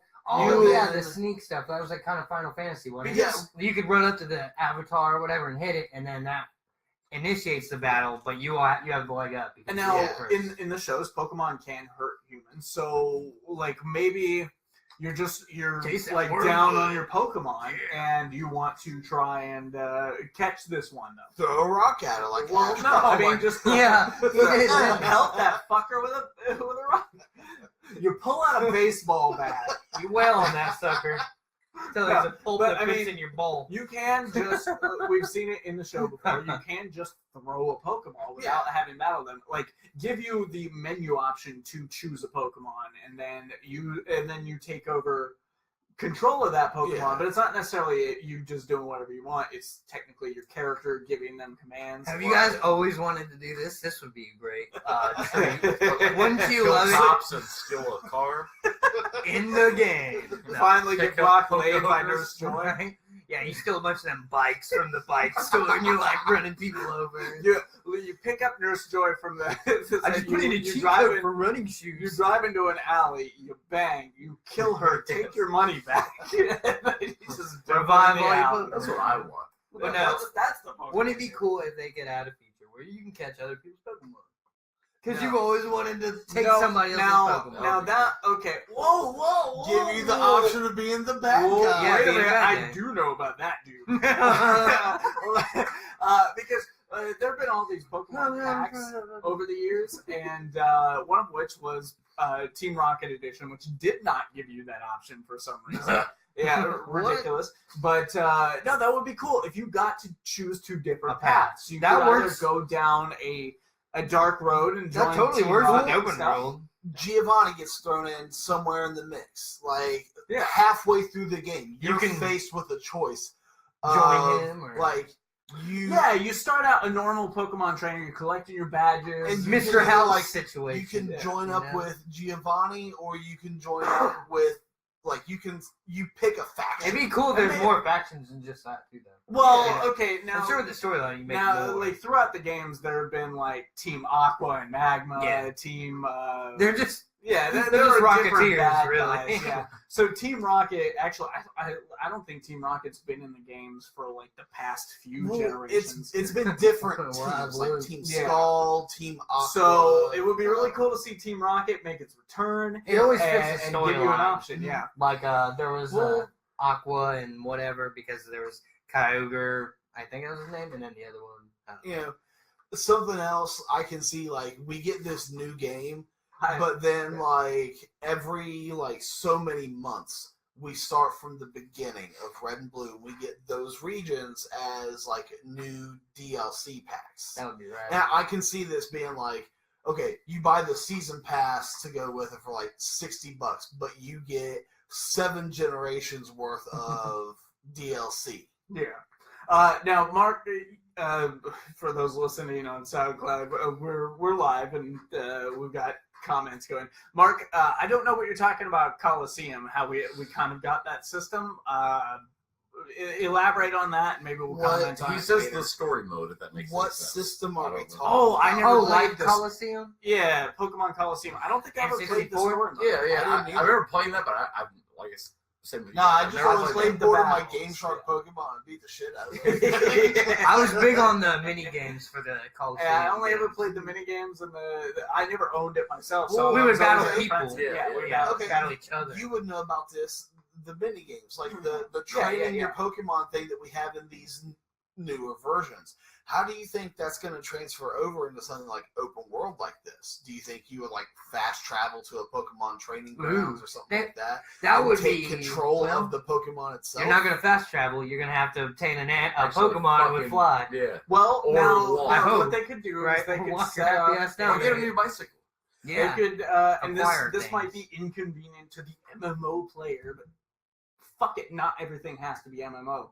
Mark, we're not clicking on any link and watching. Yeah, that's what I'm talking about. Yeah. Link in the comment. Anyways, what could be set up is a house, and you go there, and it's like it's the community house, and you go in there, and you're like, hey, and they're like, hey, all your friends are here. Let me just look over your information, and that's it, connecting to the internet and bringing you into the room, and then you go in, and then that's where everyone's characters are running around, and then you can like that would be talk to them and trade, or you can talk to them in battle, whatever. Yeah.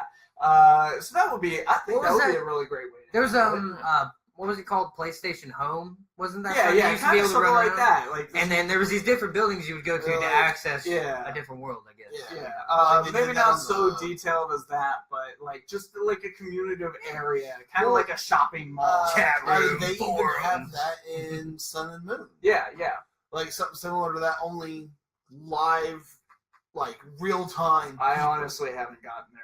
Yeah, well, that's what I mean. Yeah, like people, other people's avatars are being controlled by them. Yeah, like there's a part in Sun and Moon. It's but one I haven't of the newer that far in that updates. game yet. No, like it's not a make it this far. It's one of the updates, like a feature that they added in. I think it's been like 4 months since I've touched the game, and I still haven't beat it yet.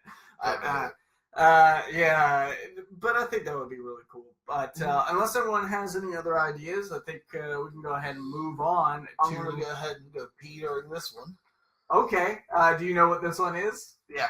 I saw it there. He said, yeah, we talked about this before. I forget. It's like the third time. Yeah. 4 times. Whatever. No. This is the fourth update. But you It's go ahead an and miss update. it. You go ahead and miss it. It's what we all expected. I saw the article. She's the leader. No. You go ahead.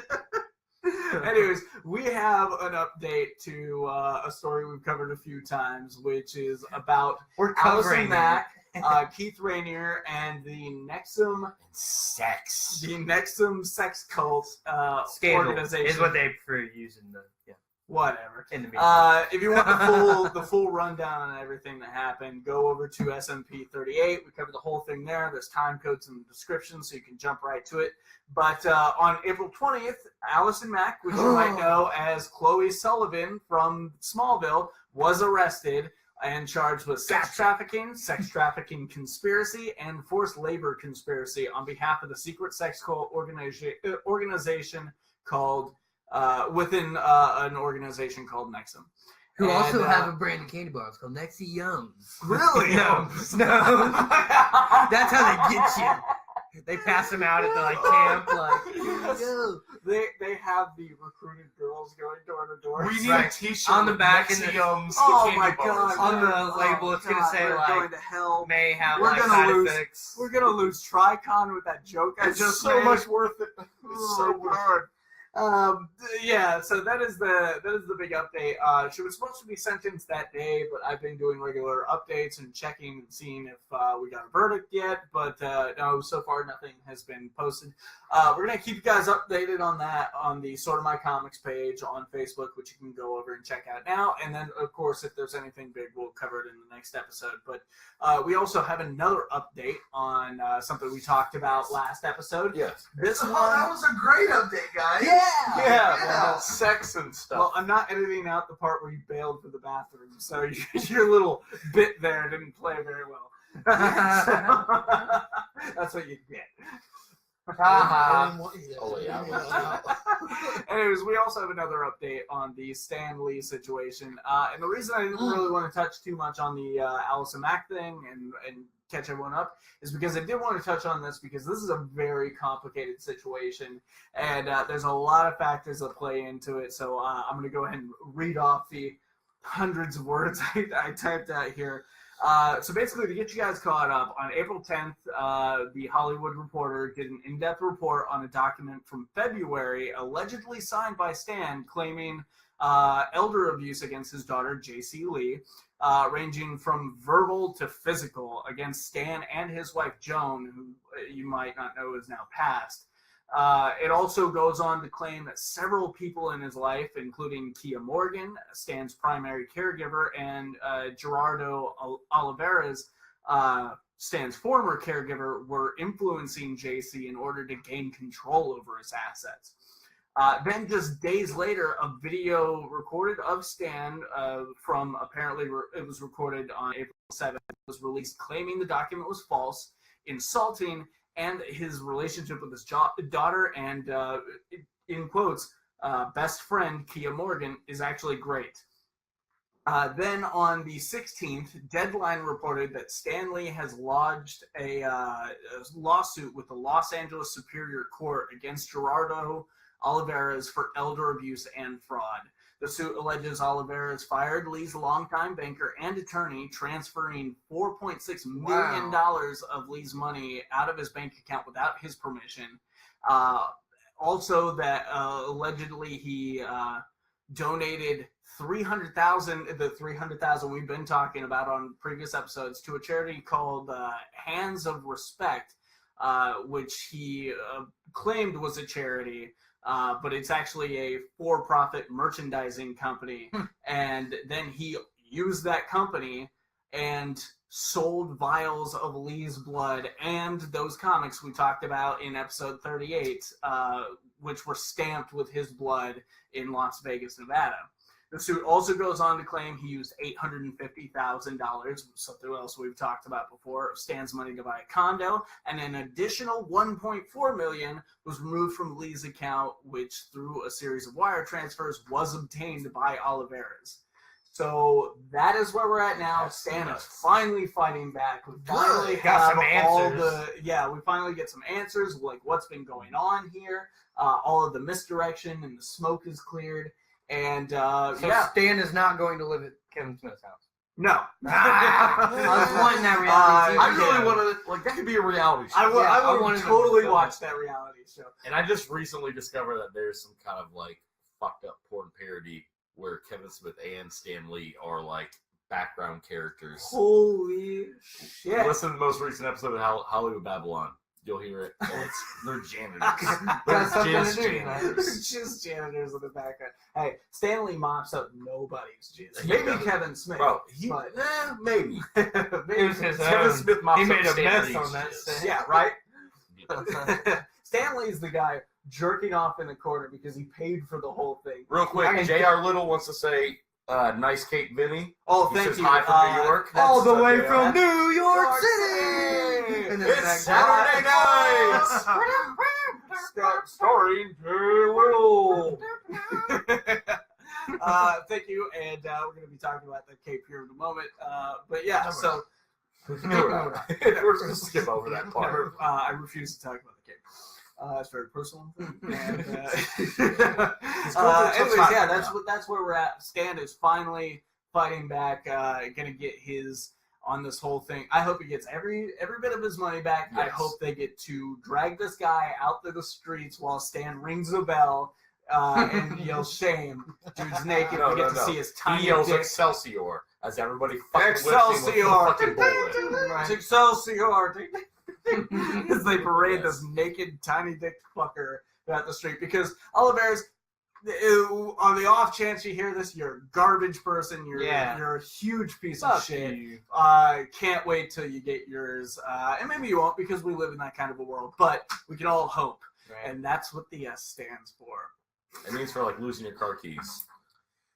Justice League. The very beginning of Justice League. The quote you're trying to make is, hope starts with an H. Dumbass. See, you do the dumb Batman voice so much better. Yep. Love it. I'm a really great dumb Batman. He does a good impersonation of Pete Holmes doing an impersonation of Batman. Unfortunately, though, guys, there is so much news in the week that we can only really go in depth on so much, and that's why we have a little segment called the Phone Booth News. It's time for the news, the phone booth news. That's right, guys. It's time for the Phone Booth News, where we try to give you the news faster than Deadpool can save the day, which gives us about 3 minutes, 45 seconds. Let me go ahead and that time starts. No, you fucker, shut up. Yesterday. We're going to go ahead and bring that document up now. If I can. Now? Enlarge it. I think he said no. He said now like 4 times. I don't know. It started 45 seconds ago. You say now? Okay, we're 20 seconds in. Son of a bitch, you better not be. No. Okay. All right. And go. In comics news, Catwoman is getting her own ongoing series after the events of Batman number 50, The Wedding Issue. Writer-artist Jolie Jones, the colorist Laura Allard are the creative team behind this book, which comes out June 4th. John Stewart's spot on on the Green Lantern spectrum will shift. You know the mics can pick you up, right? John Stewart's spot on the Lantern spectrum will shift in Justice League number 3 on sale September 4th, when John becomes the first ultraviolet lantern. In TV news, the new poster for CW Supergirl reveals Mon-El's new, very comic-accurate costume, and Marvel's Jessica Jones has been renewed for a 3rd season, while fellow Netflix series Glow, a semi-biographical show about the 80s wrestling group Glorious Ladies of Wrestling, has revealed its June 29th Season 2 premiere date. In June, apparently, I felt like adding.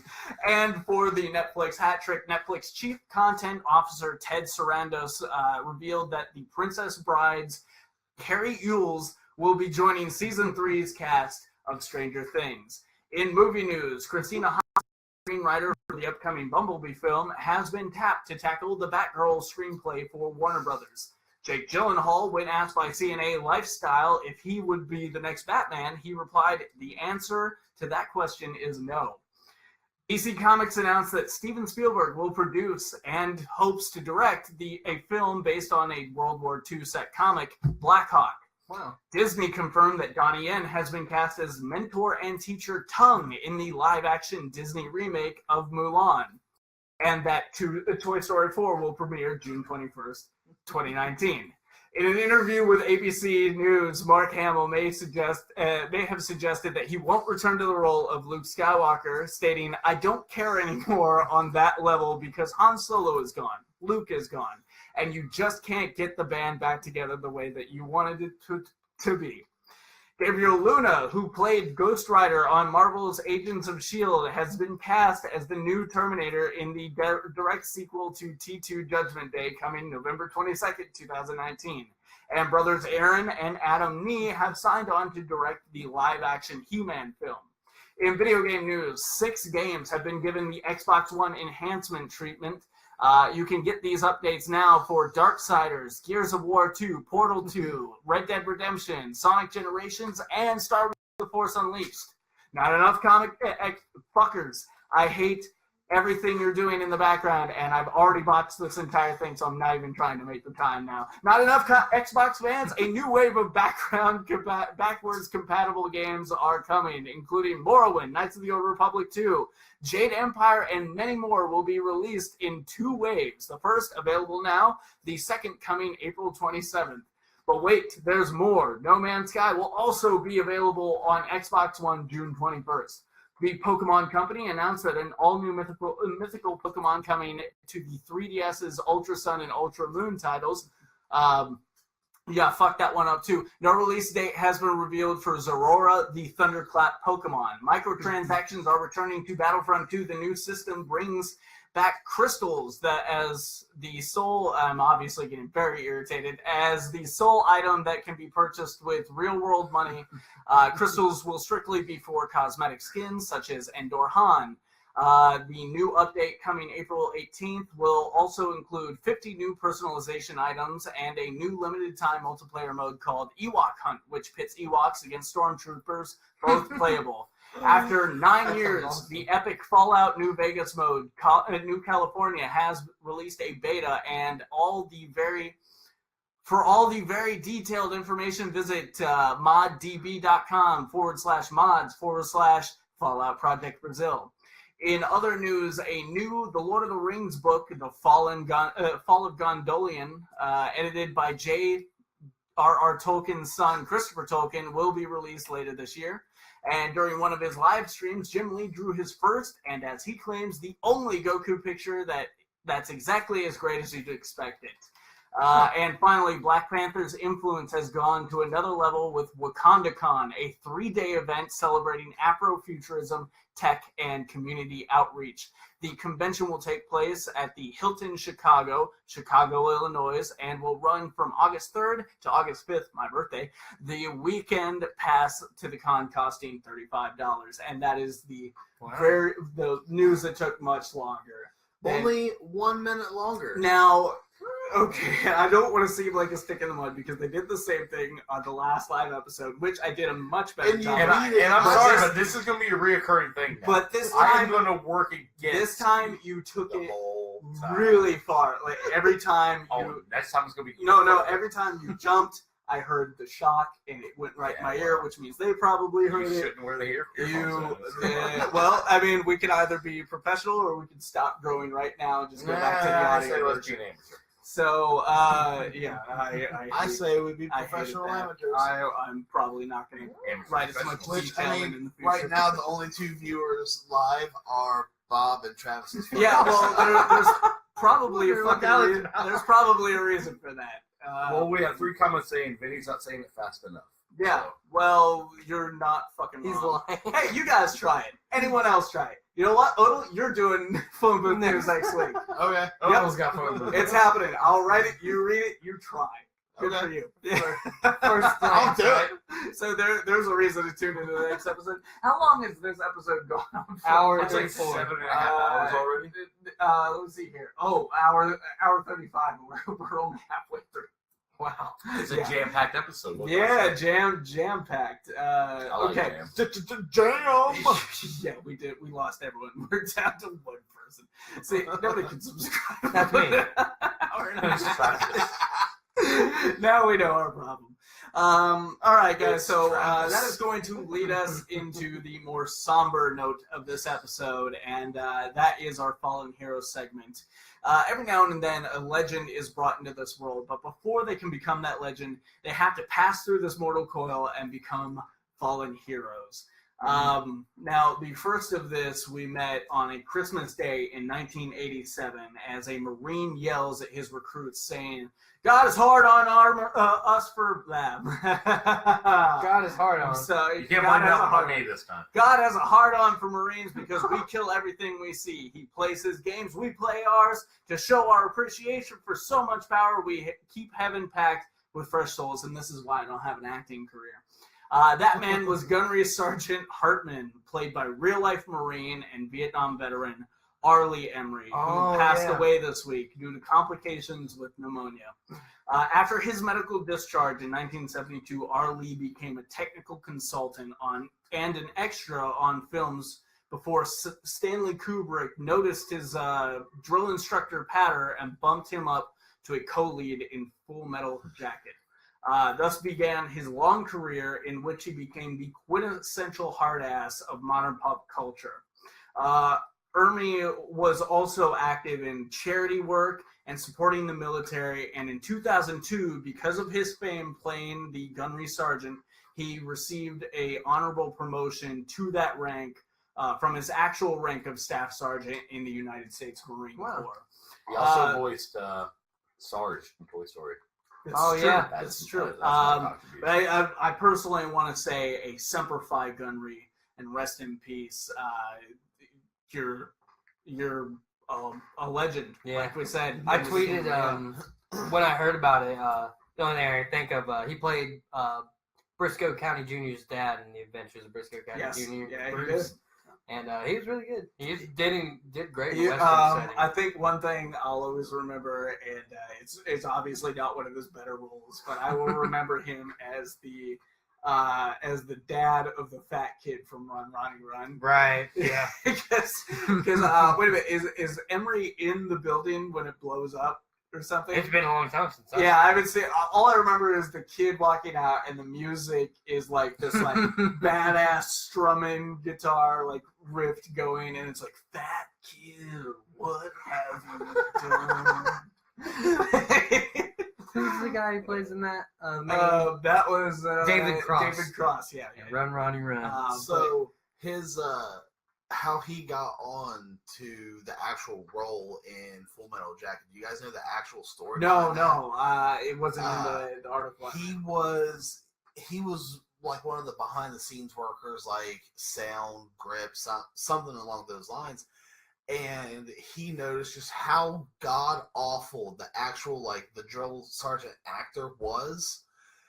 And so he lined up a bunch of crew and had it recorded, just him ad-lib laying into these people like Marine Corps boot camp style. And that's what went into the final film, right? Well, no, that's basically what he gave Kubrick as his audition. And I scratched that entire story. No. He was actually a wonderful. He was supposed to be the helicopter gunner. That's what it was. Okay. He was an actor in the Well, film. yeah, he was like the guy who was supposed to like be in the helicopter, shoots the gun at like the gook out in the field, I think is what they refer to it as. Don't. Just because they say it in the movie doesn't mean it's okay to say it on the podcast. It came out naturally, apparently. Next commentary, American History X. Right? You see, I can cut that out of the regular mic. I can't get that out of the live show. Exactly. Yeah. But like that was what his. Hey, look, we're back up to a couple. Right? Your racist comment brought somebody else. Oh, Trump America. But that was what he was supposed to be, and he submitted this to Kubrick. And switched roles with the guy who was supposed to play the drill sergeant, and he got that. A lot of his, like, shit giving to the soldiers was completely, like, ad-lib on the spot, like...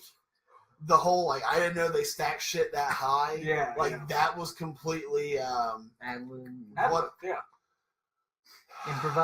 Improvise. Which is what ad-lib is. But he was trying to, use the other phrase. He's choosing his words carefully, okay? But yeah. He's letting us choose his words carefully. Yeah, says he can't choose his own carefully. Fuck. Oh God damn it! Oh, Hashtag God. Good note would be you. I need say the racist podcast. Need a cigarette. All right. I do. We're almost there. Guys. Oh, we all knew we're getting eventually. But yeah, I love you. We love this man's work. He's been in so many more things than what we've referenced, and there's a reason he's called the quintessential hard ass. That's what I'll always remember. Yeah. No shit. I feel like he was yelling at my face, you know? And an actual Vietnam veteran. So, that's here on his own right. So, tops it, yeah. Well, that's going to move us into the end of the show, right? No. You want to leave? That's fine. I'm going to be talking about Action Comics. We have a little hero. You may or may not have heard of him that we'd like to speak. When segues overlap. Anyways, guys, let's bring us to our comics section where we're going to be talking about a book 80 years in the making, Action Comics number 1000. To give you a little story on this, in June of 1938, two poor Jewish kids, Jerry Siegel and Joe Shuster, took a chance on a character most publishers would have thought unsellable at that time. An alien child raised in Kansas and possessing amazing powers, Kal-El of Krypton, Clark Kent of Earth, who would grow up to be the greatest hero the world in and out of the comics would ever know, Superman. Fast forward these 80 years and 1,000 issues, and you get today's book, an all-star lineup of top talent that pay tribute to the comic that started it all. From today's explosive action to previously unpublished tales illustrated by legendary Kurt Swan to the Man of Tomorrow's Future, this very special oversized issue presents the best of the best in Superman stories. And just to give you a little hint of that talent, here's just a few of the names in this book.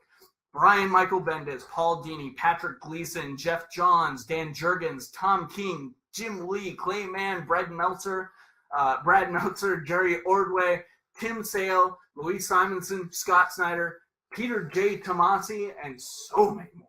And Richard Donner. You Yes! didn't even mention Richard Donner. I totally forgot to put Richard Donner on there. Yes, Richard Donner, the director of the first Superman movie starring Christopher Reeve. Part of second, depending on what you see. Yes, but this book that we've been waiting so long for, we are the only two who have an actual physical copy with us. I have Yeah, three he copies. owns. I just need to bring He them. owns them. He just don't bring them. He has a stock. You just don't care. Now, here's the thing about this. We have two stories bookending this book that are it seem to be in canon with like what's been going on in Action Comics and Superman going forward. The first of which I believe is written by Dan Jurgens, with the inker being Norm Ruppman, and the last is the Brian Michael Bendis story, which actually leaves off in cliffhanger that will be picked up in his Big cliffhanger. Yes.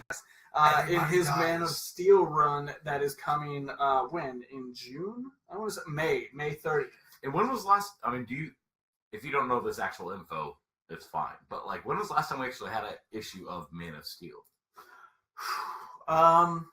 Well, It's been a I while want to now. say it's been sooner than the early 2000s. I was gonna say it was long pre New 52, right? Yeah, Okay. there's definitely one pre New 52. I want to say it's been before since then, but I honestly can't spit out anything from the past. Because I think it's 10 the years. most recent issue of Man of Steel that I own is from like mid 90s. When I picked this book up, I was really confused. I said 2016 on it. Yeah, well, yeah, you read the because Yeah. that's in reference to when this run really picked up was Yeah. 2016. That's the volume date start Yeah. date. But yeah, but other than that, this is Confused me split at first. into a variety of stories, which is why we have so many artists and writers and everything on this one. So I thought instead of really giving a review of the book as a whole, which I think across the board we can all say we liked it. It was good. Yeah, I think there's a few things I specifically want to talk about. Bro. Yeah, I figured we'd go around the table, each one of us talking about our favorite stories in particular, our favorite moments, and break it down that way. Maybe a little less time added on now, so maybe we try and streamless this As where quick as at possible. almost Yeah. we're going to be Quick. hitting 2 hours soon. Yeah. Like, you want us to go through this faster than a speeding bullet. Yes. I got some quick notes on it. I can whip out. Yeah, on you. Trav, why don't you go ahead and I'm take pretty us Start out? us off. Okay. One of the first things I loved, when they're celebrating Superman, they're having his day. The Superman In the Day, crowd first and- story. The You first see where- story in the book, yes. You see Dan where all the Jurgens' characters are. You see Harley Quinn in the back wearing a Superman shirt. I noticed that awesome. too. That was I did not. You Yeah, didn't she's the notice only it? one who No. has like a costume change. Well, and It's her regular clothes, but a Superman shirt underneath. And to further on that, when you're looking at all these, you see all these characters that like we've been dealing Deadpool, or with. not Deadpool. Deathstroke. All right, Deathstroke, hold on a minute, surprisingly. Travis. Is he in there? Why? No. He's in there, yeah. Uh, Hold on, I'm getting it. Way to ruin another one, guys. Why don't we even try and set these things up? No, he's not in there. But we see Yeah. a lot of the characters that we've been experiencing throughout Rebirth. But we're also seeing the character from Sideways, which just launched in the you see that New now. Heroes Initiative. We're seeing characters like Hawkman, who just came back after the events of Dark Knight's Metal. Yeah. We're seeing a lot of these guys that we haven't seen in a while, or just haven't even really made their appearance. There's another one. I was like pointing to have out Jennifer earlier, Cruz in there. She's a fairly new character. Yeah, Jennifer Cruz is another good spot there. But I get what you mean though. There's a lot of cool hidden stuff in the background there. You gotta find the who's who. That was the only one I really picked out. And then there's another part I really liked when Clark's reminiscing about the time loops with Vandal Savage. It was that was the second one that I That's the one where he's jumping through time. It's called The Never Ending Battle, and that's Peter J. Tomasi. He gets to the part where he starts talking about Kingdom Come, and he says, "Nothing would stop me from seeing you tonight." Something paraphrasing. Yeah. Nothing, not even Kingdom Come. And I love this new artwork of Superman fighting Magog because that's not from the Alex Ross one. That's a new Kingdom Come art piece. Yeah, and I love that. And real quick, touching on that story, the main part of that story is him talking to Lois, and telling her Lois and John. Yes, well, both his wife and his daughter or his son, daughter. Who knows? Tread lightly. It's a new age. Who knows? But they touch on obviously multiple points within his history. But I mean, there's a Frank Miller Dark Knight Returns. In there. I mean, there's Action Comics #1 in there. I mean, there's so many different covers things. come back up.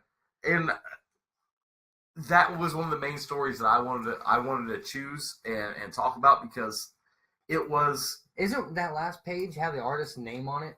Back that way. That one doesn't have an artist's name. I think this one has several. Because that's doesn't it? Pat Gleason. Well, it's actually on the page. Pat Gleason, are they? Based on Frank Miller's. Yes. Right. And his cover is like the only one that got his name on it, other than the other covers that are in there. Yeah, and I mean that's actually a page out of that story. It's Pat Gleason doing his page based on Frank. I thought Miller's. that was interesting. That was very interesting. But that's one of my favorite stories in here because it's just a very quick recap of his whole history. Yeah. As if he were going through it at one point. But at the same time, he's talking about it as if, like, these also aren't right. A lot of these events never took place. Like, what are these different dimensions? My younger years, I wasn't able to fly, but I had a lot more aggression. And he said he dug it. Yeah, he was like, I loved the lack of power. But he was also he said he had less control. Yeah, he was. Yeah, he was like powerhouse. Less. Yeah. Yeah. Another part of the book. This is the last bit I have. My favorite story is the car. Yeah. Oh man, that's one of my out of this whole fucking story. That was my favorites. Mind blower. And it's not because of who just the writers are, which is Jeff Johns. Right. Which no matter what he touches is great. But and, also Richard Donner. Oh yeah, is that the one he did? Yeah. Oh wow. And it's a continuation of Action Comics #1. I love that artwork right there. And one thing that I love about this story that was the car, right? is that it shows Clark or Superman giving somebody that most people wouldn't give a second chance to a second chance. That artist is Oliver Copo or something like that. That's why I noted that because he did so well at making it look classic. And he did. And I love that he used the classic Superman S. This is right after Superman picks up that car. This is a direct sequel to Superman's appearance in Action #1. That's why I had a mind-blowing moment. And like I said, it's written by Dick Donner and Jeff Johns. No wonder. No matter what they write, it's going to be great. And like I said, it gives somebody that doesn't necessarily deserve a second chance in most people's eyes a second chance, and he proves that right. And he knows a lot about his past. Superman, he's like, hey, I just went and did some research on you in like 2 seconds. Your life is sucks. I Googled you, and you don't have to be you're a dickhead. Yeah. And he's like, man, it was always so hot when I was growing up, and no one could do anything for us and all that. So at the end of the book, you see, Superman's like, you have the choice. Story. At the end of the story, Superman says you have a choice, be good or bad, and then he leaves. And then the last panel, you see the guys showering the kids with the fire hydrant. Yeah, the fire hydrant. Yeah. And he's helping the kids, not be so hot during them hot days. So, Odell, or he could be a pedo. What did you take from this book? I've always been kind of skeptical on the Superman front, which, I think as much shit as I give you, that should be obvious. Here's the thing, though. You should have at least, just as a comic reader, tried the new run, because you have missed out on so many good stories. Right. But like this giving me like a more like introspective look of like a lot of different aspects of Superman. Bounced around, yeah. Yeah, I enjoyed the whole thing. But as far as like favorites, I absolutely love different aspects of every story. But I kind of have two favorites, and that's the where Earth has reached its end. Of Tomorrow is the name of Tomorrow. That one also, so we're not Tom retreading ground later. That was my favorite of the book. It's one of those things you know that point in time is eventually coming. We will never see it, but in this story, Superman will. Nothing's left but Superman, basically. Yeah, like humans have found a way to move on. Being they immortal just, is a thing. Apparently, they escaped the planet thousands of years ago. Yeah, he is still returning. He comes Lois back Lane, to talk to Puck. She likes grapes. Oh yeah, she likes grapes. I was confused for some. Well, no, because they mentioned that what he's talking about that is that she's found some sort of formula to keep her some kind of like alive. immortal, like eternal formula. And what he says that like originally, whenever this formula was created, she liked grape flavor. I read this, but she's about taken it 6 in the so morning long. She's taken it for so many years, which I want to say 4 billion years. What they say it's 4 million, millions of years before this. By this point, she's sick and fucking tired of the grape flavor. And pretty much what he's saying here is like she's at the point now where she's ready to go. Yeah, and he's ready. Like whether or not they really what I get from this story is that he's also he's okay with going. He's okay with things dying. His son makes him proud. He would make his grandparents proud. Well, and furthering what Odell said about the book as a whole, this is just this is a story that perfectly encapsulates his humanity, the part of him that's human, because we all have those things that are so hard to let go, so hard to just stop doing. And apparently he's had one for about 4 million years. So, and that's his parents who taught him, who were the first people to teach him how to be human on a planet that he did not know. So for every year, for thousands of years, he's come to this dead, abandoned planet just to visit his parents' grave. And the whole, and it honestly, it's like 5 pages? 1, 2, 3, 4. Yeah, 4 pages. 4 pages. 4 pages. Yeah, very powerful. 4 pages. It's very powerful, and him going back and forth with himself, trying to rationalize why he's been coming there, what he could do to prevent the planet from being destroyed. Does it remind you of another DC character, though? What are you getting at? Dr. Manhattan. I was gonna say, yeah, good pull. Going to a different planet to be alone. Not that he went to a different planet, but it's isolated. Yeah. And the whole fact is the whole theme of that thing is isolating this eternal being from a natural life, what I mean? Something like that. It's kind of like an opposites thing with Dr. Manhattan. Yeah, this one place has stood still for him no matter what's happened to it. Yeah. And then in the end, he lets it go because that's what you have to do in the end is you have to move on. You have to let this case, he didn't have a choice. Right? Well, no, he did. He talked about how he could just move the sun. It doesn't matter because life's no longer on that planet. Yeah. But this is the natural course of nature. Yeah. Like this it just needs feels to be. Wrong. It has to happen this way. But I gotta say, I really enjoyed the Bendis story at the very end. Is that the and that's the last story?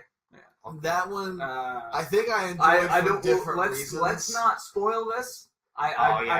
You gotta pick up the book if you want to hear about this one. But so we're not saying the ending there. Yeah, we're not going to talk about the ending. You guys got to read it. We're not talking about it was the awesome. story. Well, we can talk about how cool it was and the back and the forth about the. But we're not going to reveal.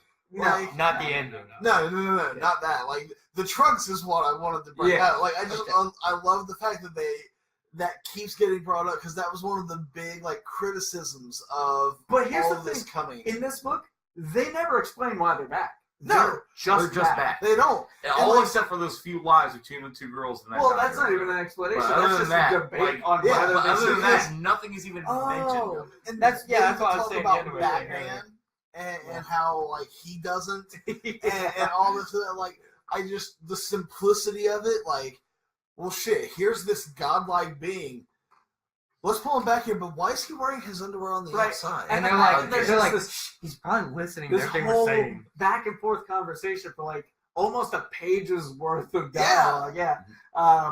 It's really funny the way he did that. While the bad guy is like tumbling towards him. Like, how can they just be so... And then, I would be gone. Then Jim Lee's Superman there in this, especially because there's a lot of action in this this particular part of the book. I like how he does faces in general. As a Batman fan, I've always seen Jim Lee like, he draws a perfect Batman. But after seeing this, and after seeing parts of like Hush and some other things like the iconic covers of I can't remember what issue that was, but it's where they have the Batman and Superman connecting covers. Superman 201, isn't it? Yeah. But especially this story, it's like he really should draw Superman. You really should, and I hope. Did they announce who's going to be doing the art for Man of Steel with Bendis? Yeah. I have no idea. I thought it was Lee. If it's not Lee, then he at least because Bendis is taking over both Action Comics and Superman after that, and he needs. But this story that's at the end of this leads to Man is going into Man of Steel. Yeah, it's going into Man of Steel, and then after Man of Steel, he's taking over both books. Because is Man of Steel supposed to be like a mini? Yes, okay, 6 okay. issue. Anyways, if he's not going to be doing Man of Steel, he needs to jump onto one of the other 2 books because this guy's writing and that guy's art. There was another story in there that was pretty good. I don't remember what it's called, but it's with Don't take the one I'm going to talk about next because both of you guys have We're talked probably about going to cover the whole book. I just wanted to say that nice novelty was Mixelplate. I didn't say it was my favorite story. It's piddly. It's a nice segue for Bob to talk about it. Yeah. All right. Well, considering both of these guys here have literally picked every story that I chose, which was Superman Day, of Tomorrow, the car. All literally all my marks on here. You couldn't have a stories that we've already talked about. So while we're discussing, I'm looking through the Mixelplate. Mixelpiddling. Yeah. Mixelpiddling. The story is called Actionland, and what it starts out as, it seems almost like a Disneyland or Disney World-esque, like amusement park. If you read Kingdom Come, it's kind of like that where they have the restaurant. Kind you of, walk in, yeah, it's and kind there's of posters. What was the name of that restaurant? I can't remember the name of that. But even like the name of the foods on the the different items on the menu. All novelty. Yes. It was a good little quick rundown of like some history and things that we love about it, and then you come find out that it's just like it's him just writing. It's like some role play. Like after hours bedroom shit. Yeah, I don't know who the girl is, but she's basically helping him write the end of it. And I know she's a pre-existing character. Yeah. That was great. Like the visuals of that story was great. Like I said, giving you a quick rundown of the history of Superman, which I was going to talk about on the Never-Ending Battle story with Tomasi, which you guys have already brought up, which was pretty much the time come and Superman 3 times. Another story I'd like to talk about real quick, since like I said, all the other ones I actually came prepared for, was 5 minutes, and that's where Superman / Clark Kent had 5 minutes to publish or get ready an article, but at the same time that he was getting that ready and Perry was riding his ass over it, there was a train, a satellite, satellite. I mean, there's so much stuff, and it kind of gives you. And he's counting the seconds. Yeah. And he's like, I have this long to get there. It gives you a very good, rounded idea of what goes through Superman or Clark's head every single day, which is he has to deal with all these things on different parts of the world, different parts of the city. You know who that sounds like? Who's that sound like? The guy wearing the cape. I was gonna bring this up. Fuck you. Which important person is it? I'm pretty sure you're talking about Superman. This is actually Kelvin's number. Well, no, because I didn't know you were going to default to that, and I have another default after that. I was going to bring that one up because I connected with that one a lot. We could do a two-parter on this. Yeah, I connected with that one a lot because, just trying to take all this stuff to the next level and worrying about this interview has to come out at this time and the show has to be written by this hour and I got to get the room moved around and now we're doing the rebranding. I got to schedule that in and then I work 12 hours and I'm trying, I've got all this personal You're literally stuff juggling so much shit. I'm juggling a lot of stuff. So every page of this, I was like, fuck, man, now you're on to the next thing. Now you're on to the next thing. And I was like, fuck, this makes me want a beer. Why does it make me... Oh, yeah, because that's my fucking life. Maybe not as grandiose as, what is it, where he stops the train? Him stopping the train is you drinking 45 beers. Maybe I don't stop a train After 45 years, But you can stop a 12-pack. but I definitely make YouTube I love in that thumbnails. story though, Yeah. where a human surprises him because he's analyzing. Now there's nothing left for me to fucking claim. I was just saying I didn't think you guys were story. gonna say anything about it. Like he's analyzing the Fifth bad season. guy the whole time. Yeah. Well, This actually, season was another one that I was debating on whether or not I want to speak about. there were two. There was a. I Is felt it the like Neil it was Adams kind of one as well? Well, it was kind of a two-parter type thing where there is the one where you were just talking about where he's analyzing the guy because 5 minutes. Well, no. The one that has the gun. Yeah, the guy's got the gun to the girl's Doesn't he have to head. do all that shit before he gets the story? No, he's elsewhere Those are doing two other different things. stories. But Yeah. he points They out. match well. But he It points could have out been in between. two other things that are going on, plus that thing, plus the thing he's currently doing, which I think is I think like, there was like something going on in Tokyo yeah, or some something. sort of like Yeah. land battle or something that he's breaking up, and he is paying attention to all this other stuff, but he can only be in one place at one time and stuff. So he's monitoring the situation, hoping that it goes the right way, and then Right. it does, and he's like, oh, sigh of relief. And then there was When he another finally one. gets back. Yeah, there was another one very similar to that with, the guy with the gun to the head of the girl was the second One one. that I was wanted very to talk that to. was very similar to Very the 5 similar minutes. though, yeah, because you've got the Racing Metropolis police outside Mm-hmm. the building. The guy does have a gun, but he doesn't necessarily have it to the girl's head or whatever.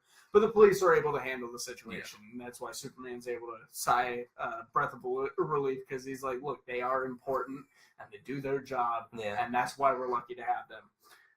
But the other one is where the guy has the gun to the girl's head, and Superman is racing towards the situation, but he's breaking down the math, and he's and he knows that he will not make it Yeah. there before the he's bullet thinking like, comes this is out of my the top chamber. speed, this is what I can do, this is like, he's breaking down, this is how fast the bullet will move out of the gun, blah blah He's blah. talking about the caliber. And then the the gun to spiral. fight, yeah. But the one thing he does not take account for is the person who is about to get shot will take initiative. Exactly, yes. She moves her head into the gun, causing a few seconds that Superman is Not able... even a few seconds. Like he Yeah. actually Yeah. It names was an like the attosecond. fraction of a Yeah, second. like It's a an micro- attosecond. Yeah, Adam second, that Superman can capitalize on And to save she the day. says, "Oh, guess where I learned it? From Batman." So Just it's do kind what of Batman just- told me to do. It's pretty much like what would Batman do type of thing, which I thought was hilarious. He just hands the guy back the gun. He's like, shoot him. And Shoot I feel like give me the gun. Oh, ending on that story it kind of rounds out what Odo was saying about what this book does for Superman. It shows everything. It shows Yes. the grand action that Oh. he's able to perform, the feats of strength that most people give him too His much balance credit The for. between one being force- Superman and Clark when he gets Yes. back from doing this, and this as fast as Yeah. he can just so he can publish the story. They're like, hey, Superman was just down here doing this. We need you to go there and cover it. And In he's the- like, in the Love and he's Force gonna family. walk. Yes, Take that, somebody that with him will, and that do it will all last over again. longer than the Earth itself. Yes. And, I mean, his literally every humanity. aspect of Kal-El, Clark Kent, Superman, whatever you want to call And then it, not is even in not even this that, 80 the way page. he views us, like Yes. the way he views humanity, and his admiration for us and what we're capable of in growth and changing our bad decisions. And I like how they do that in his Even- books the most, like in like his regular stories. You get to hear a lot of what Yeah. Superman feels about everything else. Yeah. I mean, and Other you, than you reading get that him even in other alternate stories. universe stories. You get that. Well, in, that's like, what I was going in to say. Just about in, anything. Earth 1, I just finished volume 2 where he loses his powers briefly to Parasite. He talks about how much Spoilers. courage humans have just to walk out the front door.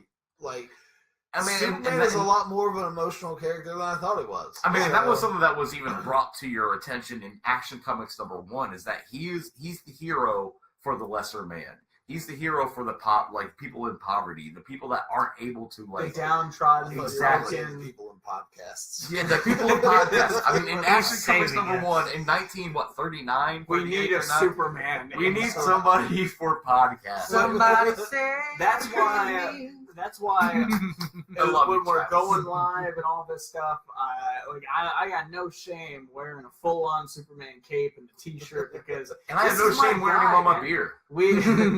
This is my guy. We need a Superman. We need something like that. And that's what he's always been for us, is an ideal to strive for. And I think they say something like that in Man of Steel. Like, you need to be this idea for them. And of course, none of us can be a Superman. No. Removing the powers, none of us can be that perfect of a person. But it gives us an example. Relatably, the courage to speak up when you have the option. Yeah, I think in Spider-Man, it was we're not talking Andrew Garfield. It's the wrong newspaper. Uncle Ben. Thunder. Wow, you guys suck. Look, let me finish something. Uncle Ben says, if you have the ability to save somebody or save somebody's life, change something, then you have the obligation to, and that's what Superman does. Which is that's great. True. Because of Uncle Ben, Spider-Man. Yeah, the ideals, and that's why they say this is where it all started. This is where the idea of what a hero should be started. And of course, that's splintered off with your Batmans, your Booster Golds, your Spider-Mans, and Punishers, and just everything splintered out. I love that you went to Booster Gold as your third choice. Third. And Batman. Top three. It's so like morally obtuse. But I love you for that. You know, XCOM. kind of like your Exo Man of War, Bloodshot, yeah, Killmonger. No, but yeah, Superman has always been that he. I'm gonna catch shit for this, but I'm gonna say it. He has always been that Alpha and Omega. Good book. Right. Are you really calling him God? No, but people in 2,000 years who are looking back on our culture might. Yeah. I can agree with that. I can agree with that. Like, we're not gonna get religious. Yeah. It's because things get watered down over time. Yeah. But no, the Superman is those things that we should look at when we try and make our should better aspire decisions. to be. Yeah. Yes. And that's, I feel like that's all we can really say about it. I really hope you start reading the books, or at least start with Man of Steel, Odell. Everything I've read. And honestly, this Action Comics #1 is good for anybody that Action Comics #1000.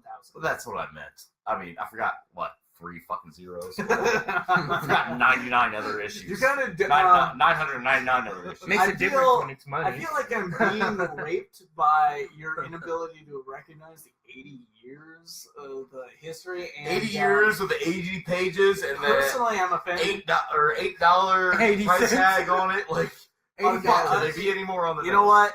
I'm just gonna tweet about it. # boycott Boba Fett. I'm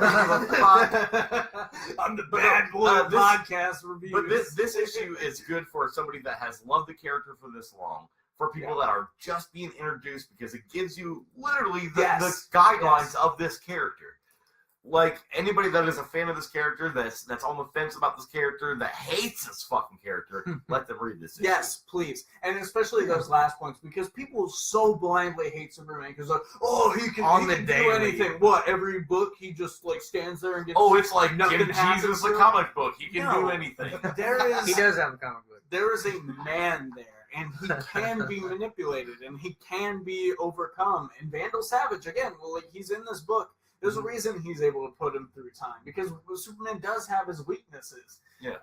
And magic being one of them. Magic being one of them, and doubt was what kept him traveling through time. That erectile dysfunction. But then once he snapped too. But then once he clicked what was important in place, that weakness also became a strength, and that's another allegory for humanity. Themes are very big in Superman. And over a 2-hour-long podcast is one of his biggest downfalls. Okay, all right, yes. Well, okay, this is actually comics 1,000. All right, like how many times is this? Well, usually you're the one that's He's like gonna really... bitch about it later regardless. That's why I was Are we trying gonna to be bring it up here now, in but- 80 years to talk about 2000? Fuck no. Maybe. Let's get You know what? this If it in now. tastes like fucking grapes, then yeah, I will. Welcome to the Sword of My Sword You know Cyborg podcast. I expected one of you to 80 years say, later. like, Sword fuck of this my podcast. I expected one of you to say, this episode's going to be going on in 80 more years. But no, you all passed up the joke, and that's why I made it. Yeah, Write it down. That's why you're wearing Write the that fucking down. cape. That's why I'm wearing the cape. Because no one else Doesn't have a big S on the back. No one It's a P else for cares. podcaster. It's a P The for S pedophile. stands for pedophile. Why would you go straight for pedophile? What are you I going was gonna say, I was gonna say podcast, but I heard pedophile, so I No, went with that. Odell is the first one to make a racist and pedophile joke. He's getting risky. He's also tonight. the one that wants me to tag Kevin Spacey in my next week. You're right. You did make that comment earlier today in the chat. Oh Coming my from God. the guy who had Odell, no stories for that. I don't know risky if you're podcast. becoming jaded or something. Like, what is going on He's with the you? bad boy of the podcast. We ruined him. Let's just say he's drunk and play it off that way. You know, And I'm the one that consumed the most alcohol. like I said, sometimes I just love being the bad Well, guy. see, I knew I'd have to read He really throws fast everyone for a later. curveball. That didn't go very well either. Guys, like this video. Like this episode. We can edit it. I'm gonna edit that at the end. Yeah. Like this episode if you liked it, guys. Subscribe if you loved it. If you're on YouTube, don't forget to hit that bell below because that is the only way you're gonna find out when the newest videos go up. Comment your thoughts on any of today's stories. Tell us what you think about Superman. Tell us whether you hate him, whether you love him, why, and if you hate him, really, like, think about it and tell us why you hate him. Don't just blather off like, oh, because he's too much of a Boy Scout. No, you don't fucking know the character then. Tell us why you hate him. Let us know if you want to take him diving from the atmosphere straight into your ass. Did you try to do the stairs thing? You should watch it later. We'll find out if it worked. I think it worked really good. Guys, and of course, share this episode, whether it's from our Facebook page, YouTube, SoundCloud. Share it on your social media. Let people know. MySpace. Well, you know, if that's what you're working They're gonna on. come back. Hashtag Nexiums. Right? Guys, my name is Vincent Herman, Vin the Human. Bob Collins, Boba Fett. James Odell, Alpha Spectre. Travis Herman, Dr. T. Neal. And cue that outro music, 80 years in the making. Bow, bow, bow, bow, bow, bow, bow, bow.